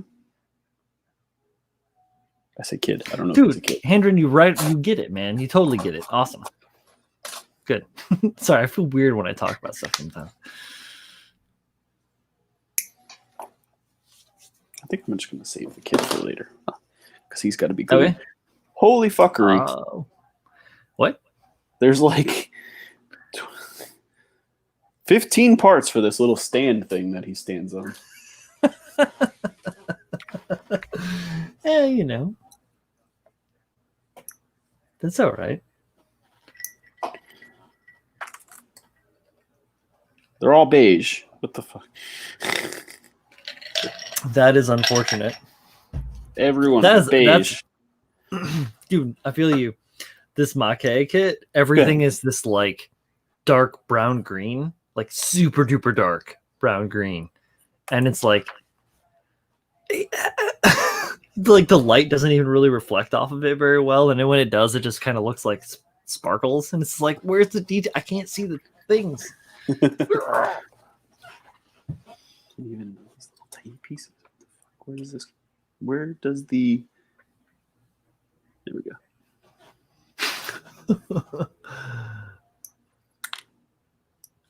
Beige. Gotta love beige.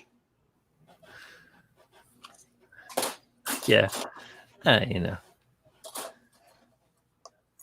Fuck this shit. Yeah.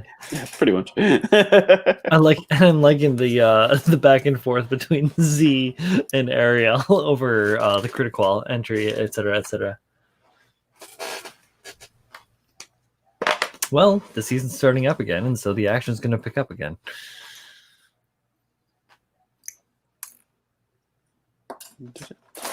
I still have things to enter into that.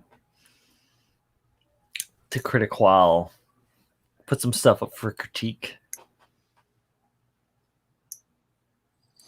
Where did that name come from?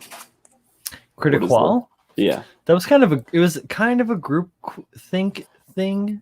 It was, at least it was agreed upon as a group thing, but Pabs is the brainchild of it. He's the or it's Pabs' brainchild. That's what I want to say. It's right. Pabs' brainchild. Like critique and quality mixed together in some way? Exactly. Gotcha. The idea behind it was to really try to provide the best insightful information and like critical I keep saying it, critical eye for submission builds to help grow the community and improve everyone's like skills and help share things. We don't just do obviously critiques, we do features too. So I've watched. Yeah, I know. Of course. I know people out there too.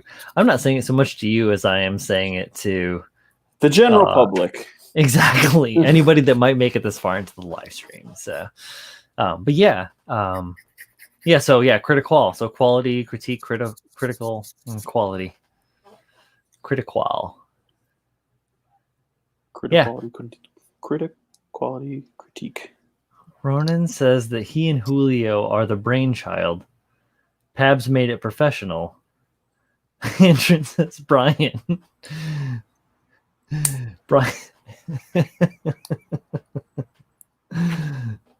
Oh, what are the plans for my core? I don't know exactly. I got the one with the yellow. The yellow one. I got the one with the yellow on it. It has like the yellow parts on the edges, and then like the inner part is dark. 1 second, I will actually look up what it is and not be a tool about that shit. Sorry, brother. It was the Core Gundam Yellow. Anima Rise. That's what I got. Oh, that makes sense with the re-rise. Yeah. It's pretty cool. So it's like this. See, it's all bright. It's bright white and yellow. No, it's this one. Right, Paul? So you see that? As blurry as it might be? Yep.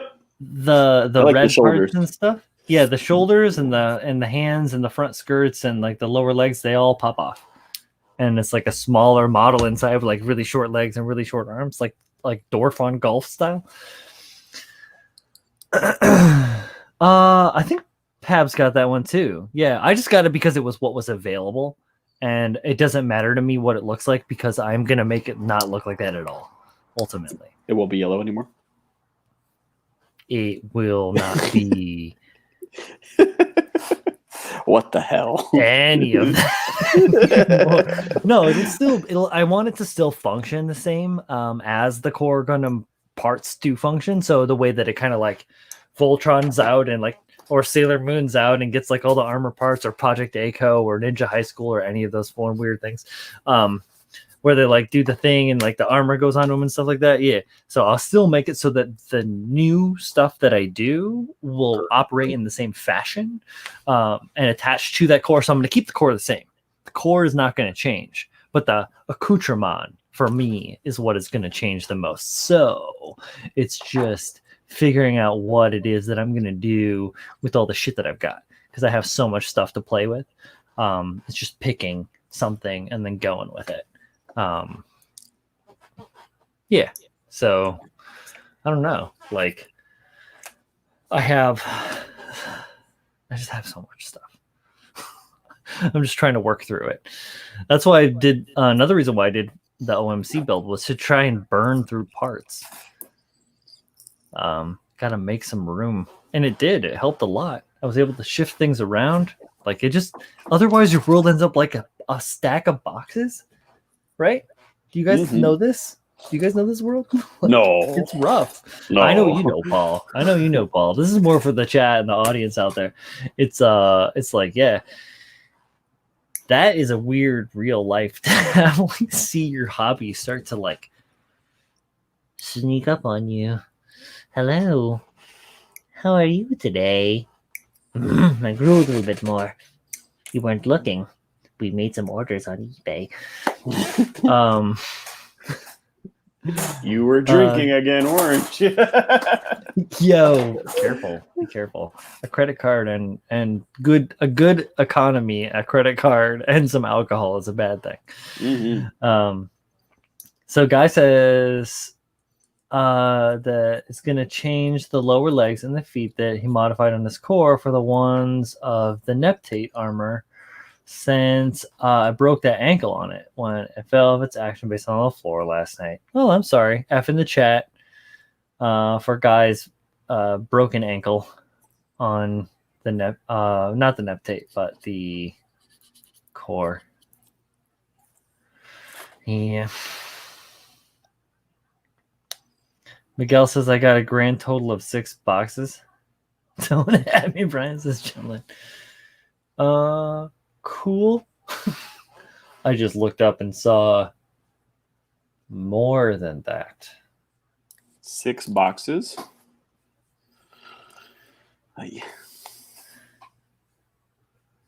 That's let's see. If I don't move my head, I can see.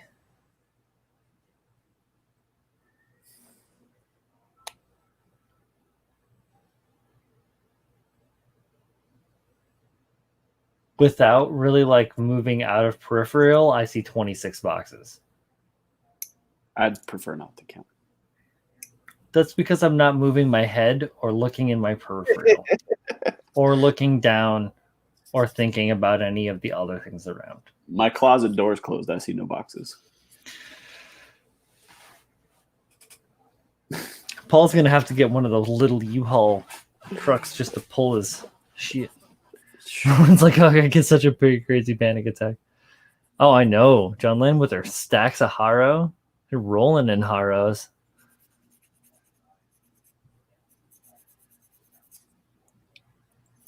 Oh, Miguel doesn't like clutter. That's fine.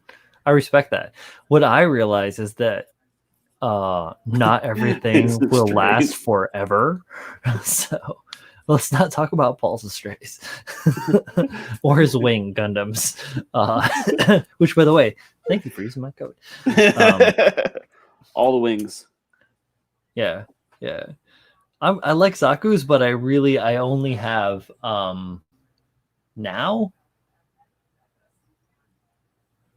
I only have 4 unbuilt, so that's good. Yeah, it's close. But yeah, like piles of models and stuff. How many Strays do you have? Me? I can't even think about it, dude. Oh, it's nuts. God. It is nuts. Okay, so I have the Daban red frame that's like the metal build copy, but it's a model kit. I have the Daban gold frame. That's the kind of the same concept. I have the blue frame Daban kit as well, a copy of the metal build. Then I have the P Bandai red frame, like the original one, the one without the backpack. I have the red dragon. I have I forget what the red frame is called with the double swords on the back, the P Bandai one. Oh, I don't know either. I have the gold frame, the one that's like an Expo exclusive. I have the red frame that just came out with the flight pack.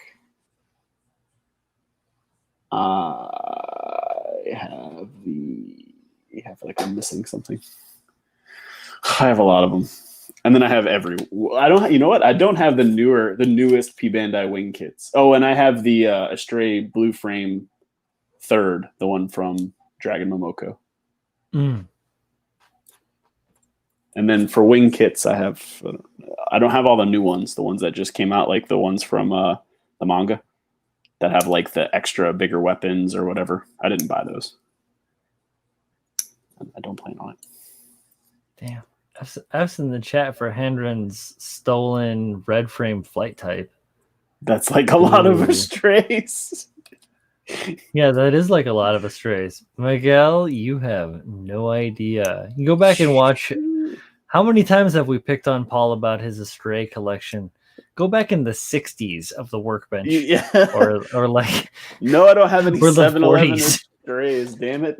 I want the 7-Eleven PG Astray, but that's an expensive kit. What? Might as well get the Hess truck.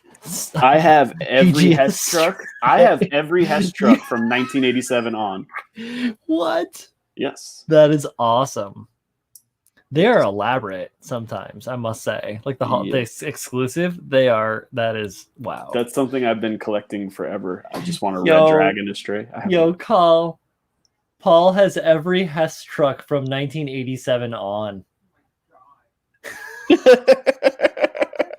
It is a lot of Hess trucks, but we're collectors, you know. Oh man, that's impressive. Yeah, no, because that's like a East Coast thing. So you guys don't know what that is. You can Google it. Let's see, Manny. We were talking about backlogs. We were talking about Hess trucks. We were talking about basically. I am a dragon that collects Astrays and puts them in my closet.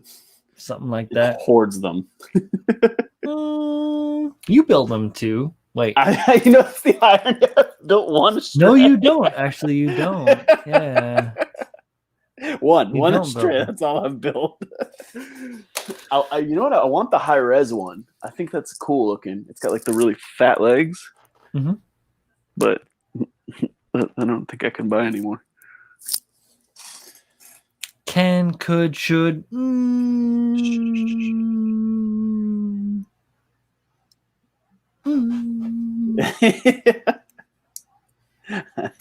As the Strays before Okawara. That's right. I told him what was up. Why doesn't Paul have the Nielsen Strays? What are those? The Nielsen, they're a third-party one. It's like a master grade build quality, but it's in a PG size. Size. They're 1/160. But they're like the parts equivalent of like what a master grade would be. I have thought about it. So I would really like one of every one of the original Strays, like the red frame, the blue frame, the green frame, and the gold frame. And it's just hard to get. Like Bandai didn't really make one grade with all of those in outside like the original no grade ones. But Nielsen has kind of done that, but some of them are just like they recolor the frame. Like there's differences in the kit as well. You know, it's not like it's just a red frame painted green makes a green frame. Otherwise, I would just buy a shit ton of red frames and paint them. And just paint them however, right? Yeah. Uh-oh. More than Paul. Uh-oh. Uh-oh. That's because we're men of taste. Okay? Uh-oh. Oh. Look at this olive branch. Men of taste. It's all about Jennifer Love Hewitt and Strays.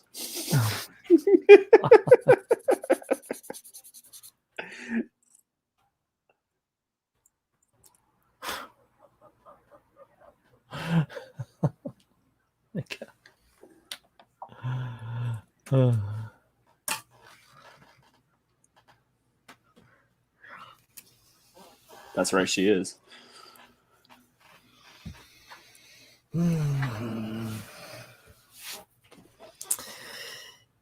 Yeah. Oh.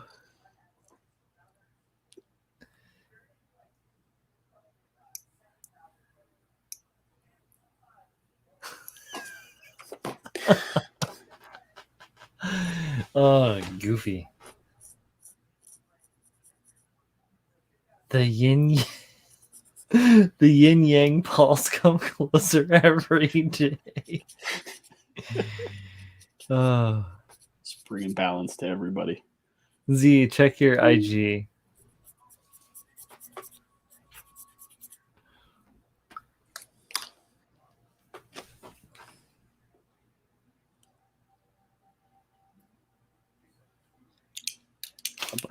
The butt flap. Of course, Manny. Yo, this kit. All the butt flaps. Bruce Wayne, why are you dressed like Batman? Which is a holiday movie. If you were interested in tertiary holiday movies, Batman Returns is a holiday themed movie.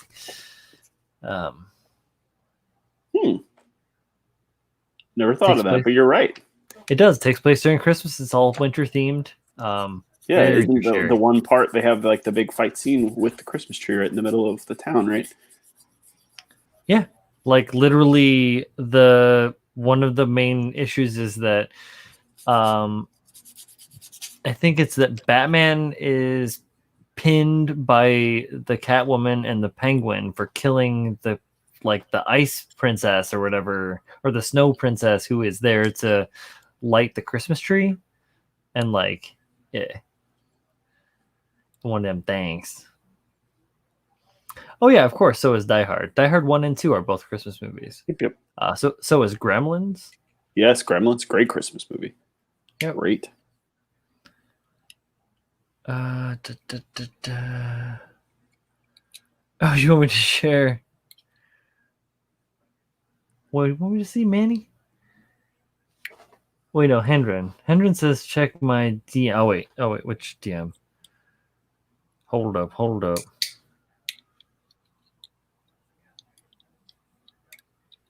Now.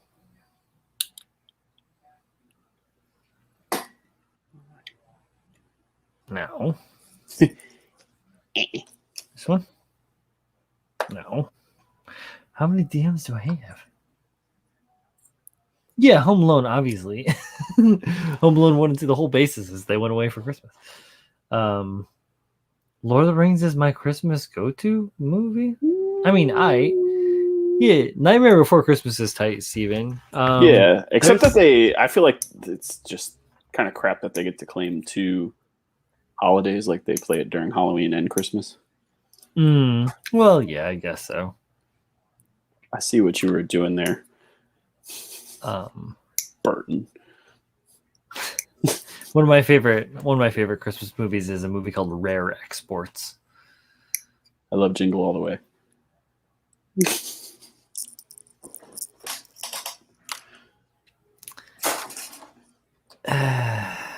Really? I have a Turbo Man too somewhere. I bet you do. I do. I wouldn't be surprised if you had like a Turbo Man costume. I do not have a Turbo Man costume for your kid. No. Yeah, no. Rare Exports is good because it's foreign and it's dark. It's awesome. Harry Potter is kind of like Christmas movies, right? The Harry Potter. There's one in there like the Christmas movie. There's one like the seasonal one. I feel like all of them had like that, because it's a whole year of school or whatever you want to call it. So they all had Christmas like parts in them. That I remember. Oh, nice. Jack Frost, the Killer Snowman. What about the other Jack Frost with Michael Keaton? Michael Keaton. Oh, here you go. Direct contention for a stray dominance. The universe is about to end. Boom. I'm going to take this astray opportunity to make another drink and go to the bathroom while you guys look what else we have. Look what else we have in common. Oh yeah. No, that's a smart. That's right. Nacho cheese Doritos are the perfect snack, really. They are. They really are. Except that you can't not eat like the whole goddamn bag every time you buy one. You gotta have some restraint. It's hard, man. Especially like you go to Costco and get that family size one that's like 6 pounds. It lasts like a day and a half. You're like, fuck, where did all those chips go? Yo, Reindeer Games was an amazing movie. All right. That's the one with Ben Affleck? Yeah. Ben Affleck at its best. At his best. Was Morgan Freeman in that one?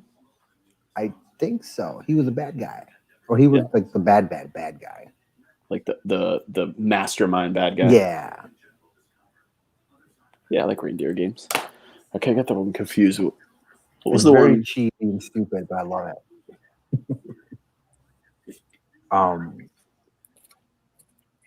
Scrooge is a good one. Scrooge is a good Christmas movie. Yeah. Yeah. I love the Grinch. I mean, that's the Jim Carrey one was okay, but like the original cartoon one. Yo, Manny, I don't watch French movies. A nice dark French movie. That's what I Google search that all the time. Like, you know what I would like tonight? A nice dark French movie. A dark French movie to go with my dark French roast. Yo, good night, my apprentice. I got that. I was in the bathroom and I could still hear it because I got Bluetooth headphones. Manny, watch City of Lost Children, which also has a very loose Venn diagram. That's what he said. That's what he recommended. Oh yeah, tight. No, it's really good. It's funny that we had the same thing. That was a good movie, actually. Isn't it with? I'm thinking right. It's with Sir Ben Kingsley. Is he not in it? No. No? But that guy is very similar. The only main actor star that's in that is Ron Perlman. Well, no, I mean there's a French actor that's in it as well who plays multiple characters. He plays like all of the clones and then like the mad scientist. Is he the professional guy? He was the guy that was in Alien. He was in Alien Resurrection. He played like the guy in the chair or whatever, like the little short guy. But yeah, Dominic Pignon, I think his name is. Yeah, he's also a very famous French actor. Yo, Miguel, there's nothing wrong with a nice rom-com. With Hugh Grant, especially. Notting Hill. Come on, man. I'm just a boy asking a girl to love him. Yeah, I like. Or what's his name? A little Ryan Reynolds rom-com. I'm in. Yeah, with Sandra Bullock. Yeah. Oh, the Green Proposal. Card? The Proposal. Yeah, that's what it was. A Green Card was a French movie, or with a French actor, Gerard Depardieu. There you go. Can't go wrong with a rom-com. Or like, what was his? Before Matthew McConaughey got serious, he just did straight rom-coms all the time. They were like 3 a year for the early 2000s. And weren't they like? Yeah, he did like this first stint where he did like action comedy rom-coms. Yeah, like that one where he was like the treasure hunter. Sahara. Sahara. I love that film. Sahara. I love that film. Yeah, Crazy Stupid Love. It's complicated. Great movies. Then Gerard Butler tried to do them for a while. The Wedding Planner? Wasn't he in The Wedding Planner with that's J-Lo? Yeah. Mm-hmm. Yeah, Matthew McConaughey. Oh wait, Notting Hill. That's fucking Hugh Grant. That's how it started. Got you. Yeah, I was half paying attention. Wow. That's old Pab's neck of the woods. Oh, Anna Kendrick. Ugh. Why? I just don't like her. What's wrong with Poppy? I just don't like Anna Kendrick. So Anna Kendrick was a nobody for a really long time, and then all of a sudden, like 3 years ago, or with Troll, really steams my grits. She was actually really good in End of Watch. Oh, okay. She was Gyllenhaal's it was like what girlfriend. Okay. Jake Gyllenhaal. Mm-hmm. Nice. Yeah. My headphones suck today. It happens. My favorite rom-com is America's Sweetheart with John Cusack, Julia Roberts. America's Sweethearts. Huh? I don't know. Oh wait. Favorite Hold up. rom-com. Hold up. Swinging back on the Christmas films, like Tusher or Lucy ones. There's a movie called The Night They Saved Christmas. Right? I just watched it recently. It was made in like the mid 80s, like early, like maybe 84. But Santa has like a fucking New York accent. And he's like, yeah, and we got all this technology and you got the science guys on. It's fucking great. But he's like it's acclaimed actor, but he's East Coast, New York. So and it's a bunch of little kids. It's like a bunch of crazy technology. And like Santa has like a shrinking ray and a time slowing ray and all this crazy shit. I remember. Dude, it takes place like up north. There's like snow cats and shit. Oh, it's so sweet. Remember the 80s Christmas movies were freaking badass. Like they were super cheesy. Oh yeah. I think there was one with Connie Salica where they were like gonna bulldoze the North Pole. Like the dad worked at that is The Night They Saved Christmas. Is that the blasting? One? Yeah, they're doing the blasting. Yeah. That thing was awesome, dude. Dude, it's nuts, right? But you're right though. There's another one too. Santa Claus the movie, which has Dudley Moore in it, who plays like a crazy elf, and it's like a movie split half and half, where like the first part is like Santa becoming Santa Claus, becoming like an old man, and then gaining immortality and all this crazy shit. And the second half is like this weird part where like Dudley Moore has to try. It's like a crazy elf, and he has to try and figure this stupid shit out. It's wild. It is some wild stuff. God bless you, the 80s. Right? Oh my god, I grew up on that.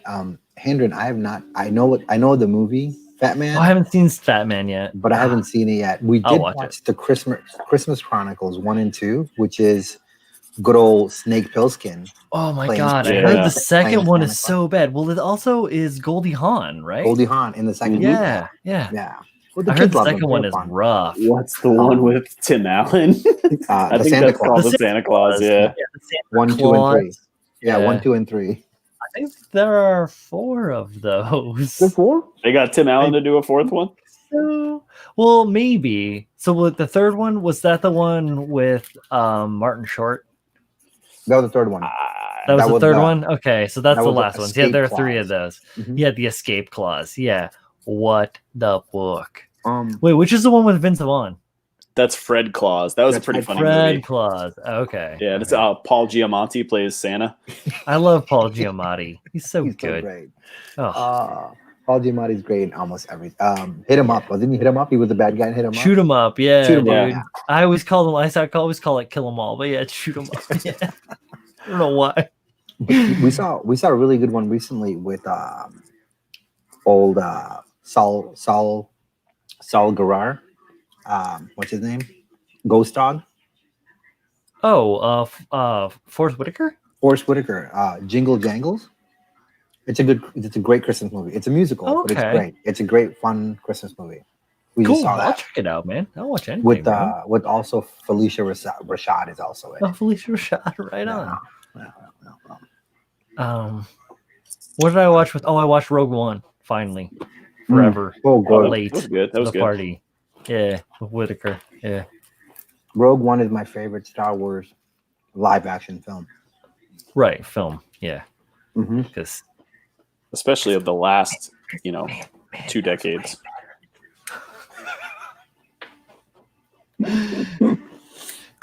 Yeah, especially in the last 2 decades. Oh man. Poor Hayden Christensen. Never had a chance. oh my god, dude! I started watching the series again, and I stopped. I watched up through Hope.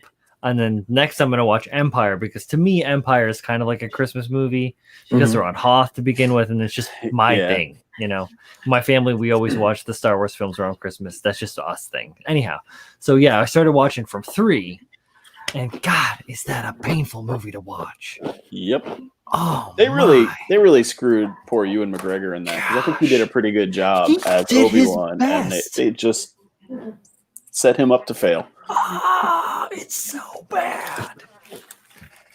Did you see, like, he did a movie, and I don't know what it is, where he played, I think he played Jesus or something like that, and they took clips of that and stitched it together for an Obi-Wan movie. For Obi-Wan. Yeah, it looked pretty cool. It looks cool. Wow. Pabs says, I leave, and then there are 2 Pauls. Yes, they were talking about Strays, all the frames, and I got an invite. So here I am. Mm-hmm. And I think Brian heard about it. Yeah. Brian doesn't like Strays. Doritos. So. Hell yeah. Mad Doritos love. Doritos. Commonality. Yes, Mandalorian tonight, midnight. Yeah, Mando is good. Yeah. That's behind an episode, though. I didn't watch last week. Oh, Ruh-Roh, Raggy. You gotta watch it. Yeah, you gotta watch it. It was like right now. You could probably Thanksgiving Day events. The cavalry is here. If you've got your back, fill in Paul. You can go watch. Stunt double, like in Spaceballs. We're just the stunt doubles, you dumbass. Nice. Oh man, Spaceballs is such a good film. Dude, Spaceballs don't really make those anymore, right? Like when's the last time they made like a spoof? People got too political, so you couldn't. Well, yes and no. Well, they tried to swap it in and did the Scary Movies was like the spoof. Okay, theme. yeah. But Scary Movie, not another 10 years movie. Old now. Epic or whatever it was with this. They were making fun of 300 and all those ones, or like they weren't well done though. Yeah, no, they weren't. That's the thing. Like the first couple Scary Movies were pretty good. Yeah. The first couple. But then they just got weird and gross. Like all that stuff just got weird and like gross. Haunted House. When the Wayans brothers did a movie called Haunted House, just like the Scary Movies. What is it, like a parody of a scary movie? It's a parody of all the other scary movies. Of a parody? Yeah. They just got super perverted and like right off the bat, and you're like, this is unnecessary. Yeah. And unfunny. Yeah. It was all downhill after White Chicks. Mm-hmm. You could not make that movie today. It's so funny though. Making my way downtown. That poor lady, like that song's forever gonna be ingrained in most people's memory as that song, and not that it could have been the best song ever. It doesn't matter. What was her name? Vanessa Carlton. There you go. I'm Vanessa sorry Carlton. for her. Yeah. Success. Filthy rich. No one even knows what I look like. They Filthy just rich. Terry Crews every time my song comes on. Just forever. Unnecessary wealth forever. Just one song. Yeah. Right. And I'm sure she had other good songs, but no one will know ever. Know. You know what? There people do know. I bet you if you play that song, more people would know Terry Crews than her. Right?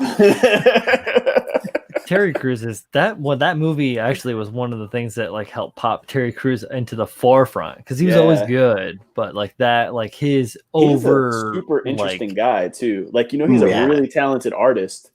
Mm-hmm. Like that's what, you know, he played in the NFL and he used to like do character drawings. Yeah. To make a little extra buck. Mm-hmm. Really? Yeah. I forget, he was on like a like Conan or Leno or like one of those nighttime shows, and he actually brought out some of his character pictures of people, and he used to draw them for like people in the locker room. Like, hey, $50, I'll draw you a picture. Yeah, that's like awesome. Portraiture caricature. Yeah. And he had like a really rough upbringing too. Like I think like his dad got shot or his mom got people got killed around him and stuff. Yeah, like a real hard time too. Interesting stuff. Like he's a big PC gamer with his son. Mm-hmm. He got like a custom rig built for him, and they built one together, which is amazing. Yeah. Anything Gene Wilder or Mel Brooks cannot be made today. It's just never gonna happen. Battles, right. You know, like what was Monty Python? You couldn't make like none of that. Most of that stuff, no, you can't get away with all that. Tights. That was a good one. As close as you get to that stuff as like Whitest Kids You Know and stuff like that, right? Like you can't even make Tropic Thunder today. Oh God! Did you watch the Joe Rogan podcast with Robert Downey Jr. and he talked about that? Like he was like, when they offered him the role, he called his mom and he was like, you know, here's what I'm going to do, and his mom was like, yeah, that's a really bad idea. He's like, yeah, but like I read the script and it's really funny. Yeah. And then he had Jamie Foxx on like a week or two later, and Jamie was like defending him. He's like, no, we love Robert Downey Jr. Yeah. And then Jamie Foxx actually made him do it again in another movie. There's another movie that they made together. It's kind of about like everyone trying to get like to the basketball Final Fours. Mm-hmm. And he called Robert Downey, was like, I need you to play a Mexican dude. And he was like, I don't know. And Jamie Foxx also does a great Robert Downey Jr. like impression. But he was like, yeah. So I called our DJ, and he was like, listen, man, I'm already taking shit for like Tropic Thunder. And he was like, no, man. He's like, fuck it, we're just gonna double down this shit. Like, don't worry about it. He's like, all right, fuck it, let's do it, whatever. You know, like you just talked him into it, and it's great. Like he plays like this Mexican gangbanger. Like nice. Yeah. This is like straight acting. Yeah. Right. Which was so great about Tropic Thunder. Like it was, people have not seen that movie and they try to cancel RDJ, and they're like, no, he's literally doing this role to prove your point. That right. Stupid. It was how ridiculous that concept is that someone could do that. Right. You never go for it hard. You guys need to watch it on DVD or go buy it on Blu-ray and watch the editor's cut. He talks, because remember how in the movie he's like, as the actor, he's like, I don't stop doing the role until the credits, until the director's cut. So that in the director's cut, he literally plays the same character and talks about the entire movie as the Australian. It's fucking hilarious. That might have been Tom Cruise's best performance ever too. Like he was. Oh yeah. Like it's the only movie I've ever seen him in where he's been likable. Yo, I think he did that. I want to say that he did that for free as well. I think so. Yeah. But he did it and he was like, I want to do it. He's like, but I'll do it under one condition. He's like, I want to have fat hands, or I want to be fat and I want to dance. Mm-hmm. Yeah. That last one was hilarious. What was the song? It was a ludicrous song, right? Stand Up at the end when he does the dance. Oh, I can't remember. Was it Move, Bitch? I think it might be Move, Bitch. I think that might be maybe. But it was hilarious. Mel Grossman. Yeah. That was that and what's his name? When Ben Stiller did at the end of Dodgeball where he's fat again. Oh yeah. Oh yeah. That's just so what you want to see. He's like with the chicken leg. Yeah. Oh, so good. My milkshake brings all the voice to the air. Oh yeah. Oh man, so good. Blade, laser, and blazer. Nobody Dodgeball. makes me bleed my own blood. It's like average Joe. I want to get that painting actually, where he's like, "That's me grabbing life by a bull by the horns." It's like a metaphor. Michelle, he's got that bump. I like when he's got the pizza. The guy walks in. It's awesome. I'm meditating. Oh, so nice. Whatever happened to Bobcat Goldthwait? He was died of a cocaine overdose. No. He's still doing comedy. Last I knew, but stand up got killed by COVID. But he was just doing like small shows and comedy. Last I knew. Bobcat. What is he was Police Academy, right? All the Police Academy. A lot of things, but yeah. But yeah, he's real funny because he doesn't sound weird or crazy at all if you like just listen to him actually talk. He's just normal. That's just like a personality that he did for comedy, but he's really very normal sounding and regular, which is weird to hear him speak if you can track down the interviews. High-low voice thing. Yeah, like any of that shit. No, it's just like normal guy, just like talking to me or whatever. Dude, the early Dennis Leary stuff is hilarious too. Like his stand-up. Dennis Leary, used to be really good. Yeah, really funny. Like Locked and Loaded, I think was the last thing I listened to from him, which had me just dying. And that was like in the mid-90s, I think. There's not many comedians who like stay funny. You know what I mean? Like they lose that edge when they get successful, and then they kind of like very few guys can keep it going for a long period of time. And it's usually only like observational people. Like you look at what's his name? George Carlin. Like he was like an observer of people. Like he would never really talk much about himself. He'd always be like, "Oh, I was out here. Did you see these people? These people?" But or just like musings, right? Yeah. Carlin was good at that too. Concepts and thinking about social, musings and observations. Totally, yeah. But I mean, you can imagine like once you become, a millionaire, you're like, fuck it, whatever. Like, I'm not going to push the envelope anymore because, I'm not going to lose what I have. Now I have it. Right. Before when you had nothing, you'd be like, Chappelle's still good. Yeah. But it's a whole different era. Comedians, right? I also think he doesn't really give a shit about the money. Like, I of course think, not. Like that, he came up that way, and then when he got wealthy and he was doing the Chappelle show and he walked out, he was like, "Yeah, fuck this. I'm not happy anymore anyway." Yeah, no. Oh, he's and they went back to living out in Ohio and being chill. Yeah, and doing. Yeah, exactly. I wanted to like living on a farm, being like just a normal person, and then oh my gosh. Makes you happy. Yeah, Kevin Hart rode the wave, man. Like he was funny. Like his first couple of stand-ups were fucking hilarious, but then he just got so popular that he was in everything, for a little while there, like 2-3 years ago. Every damn thing had Kevin Hart in it, and get a little bit of fatigue of him. And he came out with a new stand-up like last week or something. Yeah, right? He's doing something unique too, where I was gonna say, like it's in like a living room. Yeah, it's in his house, literally. It's a big enough house that he can have people like there, like an audience, but yeah. It's kind of like The Rock, bro. They just like from 2010 to 2018 just killed it. Like I like the Jumanji films, like the newer ones. Actually, I think that they're really good, and the character acting, like even I saw a thing where they were talking about sleeper actors and roles that you don't think about, but The Rock's role that he plays in Jumanji 2. Whatever the fuck it is, Back to the Jungle. Yes, exactly, right. Where he's like being Danny DeVito and like right? And it's like he's a really freaking everyone too. Who else is in that? Not Snow. It's what's her name? Danny Glover. Well, yeah, no, Danny Glover. Who was Nebula. Nebula is in it. Yeah. Karen Gillian's in it. But who's the other female actress? The shit. What is her name? Oh, Aquafina. Aquafina, thank you. I knew it was something funky. Yeah, Aquafina does a great Danny DeVito as well. She's so good as Danny DeVito. Oh my god. But yeah, like those movies are funny as heck, guys. Oh, super heckin' funny, yo. Jack Black. Did you see that Jack Black thing he just did where he was like had his daughter out in the backyard and he's dancing and she's like squirting him down with a hose? It was just a no, is that some Jablinski stuff? Yeah, like go on. I think it's on his Twitter. It's some of the funniest shit. Cool. I bet it'd be on his YouTube too, potentially, but we'll check it out. I'll check it out anyway. Yeah, he's like dancing out in his backyard in Speedo, and he's got his daughter like squirting him down with a hose. Wow. Like Jack Black is funny, and he can also do like serious.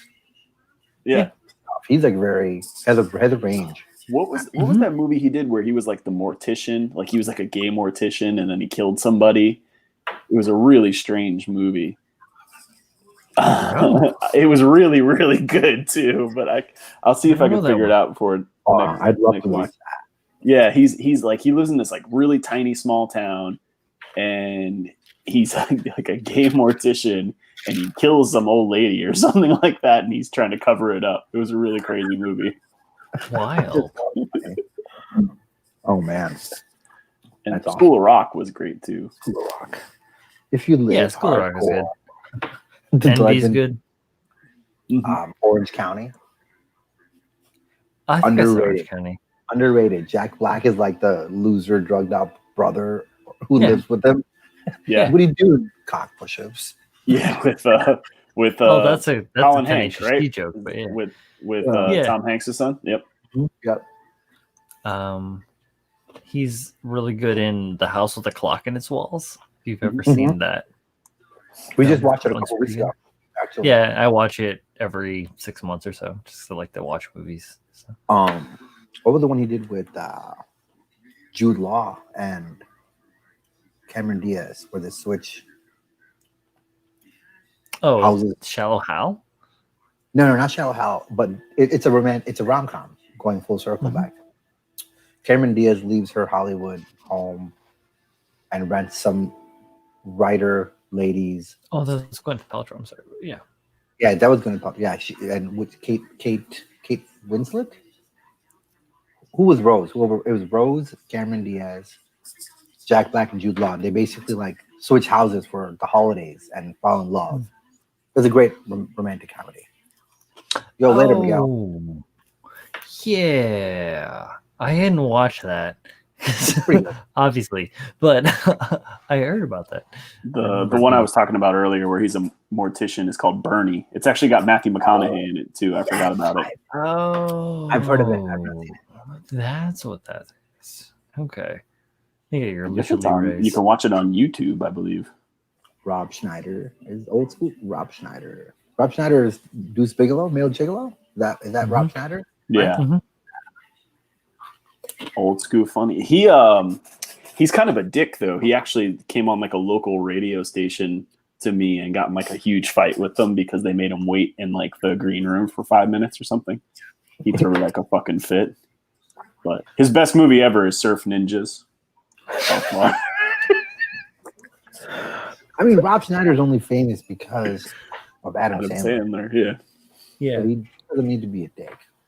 Yeah, exactly. He doesn't need to be. But... You're only working still because of Adam Sandler. Nobody else puts you in anything.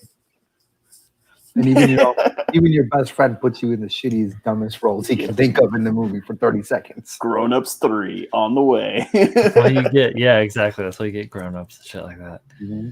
Exactly. We're all pretty broke now, Adam. Can you help us out? Sure.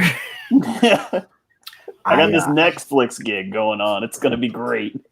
You know the other guy who was, remember the guy who played the quarterback in The Waterboy? Yeah. Was he the one? Yeah, he did Grandma's Boy. Yeah. Yeah. Like I met him. He's Happy Madison. Yeah, affiliate. He's he's in part Little of Nicky. He's in all the He's in all Yeah, him and the other guy who always plays like the cross-eyed guy. I met that dude at Lollapalooza, and I recognized him, and he was just like by himself, and I was like, "Oh, dude, like you know, I love you on all your movies and shit." And he was super cool, but he was literally the same dude as he is in the movies. He was like, he's like, "Dude, bro, I need a wingman. I'm about to go fucking try to hook up with that girl. Let's go." I was like, "What?" Like he's literally the same dude, same laugh, everything as in real life as he is in that movie. Like it was awesome. I have a pretty cool picture with him actually somewhere where he looks like just as dumb. He's just like, you know, it's pretty bad. Yeah, just being like genuine. He knows his place. He's like, yeah, I made a lot of money just being an idiot. So, well, yeah, that's okay. That's fine. I mean, own it. Like that's okay. Be honest with yourself about yourself, who you are, and be honest with everyone else about who you are. Like that's your best bet. That's right. Your fastest like path to success and happiness is going to be through honesty. Yeah, that's why people are like, yeah, that fucking president, he lied his ass off and got this and that. And all these other people are like, I'm so upset about you thinking he lied. And it's like, oh, well, you're all lying to yourselves. So fuck you guys. Saying. What was who else was it? Oh, David Spade's kind of, I always thought he was funny. I love that stuff he did early with Chris Farley because he was riding Farley's coattails, right? And then he traded it in. But you know what? Joe Dirt, man. He did Joe Dirt. That movie's hilarious. Agreed, man. Joe Dirt is great. Life's a garden. Dig it. So you've been walking around with a frozen turd? eating French fries off it. I love that part with the Cajun guy. Homer, why are you making? You want to see homos naked? That's the same guy with the weird eyes with from the Happy Madison. Yeah, this is the same actor.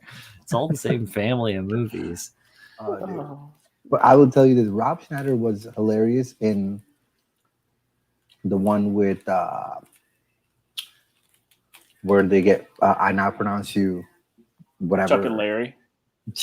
Where he was the Asian priest, like wedding. It's a circle. Oh, Miguel's taking off. Night, Miguel. Yeah, Miguel took off. Jessica Biel in that. That was like 5 minutes ago. I'm bad. Dude, Sling Blade, Billy Bob Thornton, when he did that, when it came out, oh yeah, like we used to walk around just going, like. I've never seen Sling Blade. Oh, it's a great movie. It's funny. It's a great movie. Yeah, it's funny, but it's also a drama. So it's like it's funny because we're immature. It's a dramedy. It's a dramedy for immature people. It wasn't meant to be funny. It's just funny.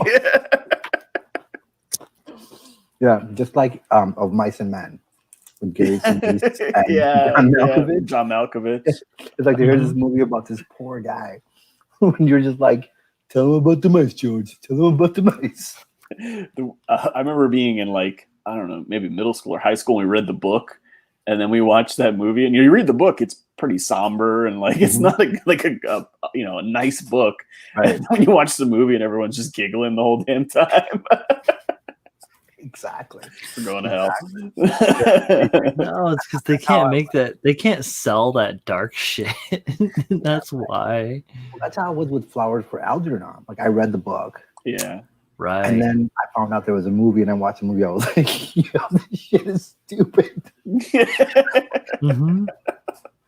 Even though it's super serious, I was just a dumb idiot, like watching it, like, yo, this guy's really fucking retarded. Like, okay. Some things just don't translate. Yeah. Not at all. Yeah. Can't do that. All right, dudes. It's 11:30. We've been doing this for a couple hours. I personally been doing this for more than 4 hours. So let's do a little quick sign up. We'll say hey, we'll say bye. We'll start with Z. I'm Brown Paul, and I approve the stream. I'll see you guys tomorrow night. Fabulous. Thanks. I'm the regular Paul. Thanks for hanging out, guys. Appreciate it. Everyone in the chat. It was a fun night. Oh, I'm so tired. Look at those bags. That's a tired man. Thank you guys for coming through and hanging out. I appreciate every one of you. This has been a really awesome evening. It's been really cool to talk with everybody about everything that's been going on and just kind of like share more slice of life and experience this wonderful world that we live in. Thank you guys for tuning in and hanging out again on the Workbench. Episode 91. 9 more. We're doing a giveaway. Episode 100. So I'm giving away something. I don't know. Anyway. Something cool. Really cool. And a stray, maybe. Maybe a stray. Maybe. I'd give it away, but I have to hoard it. Smog over there. All right. Tomorrow night is Mechanism on Tim's channel. Child of Mecha, back in the scene. Enjoy it, guys. And then I will be back again on Saturday with Critical, episode 1 of season 2. So look forward to seeing all of you there as well. Have a good night. Thank you guys again. Be well, be safe, wash your hands, wear a mask. We love you. Goodbye. Later, guys.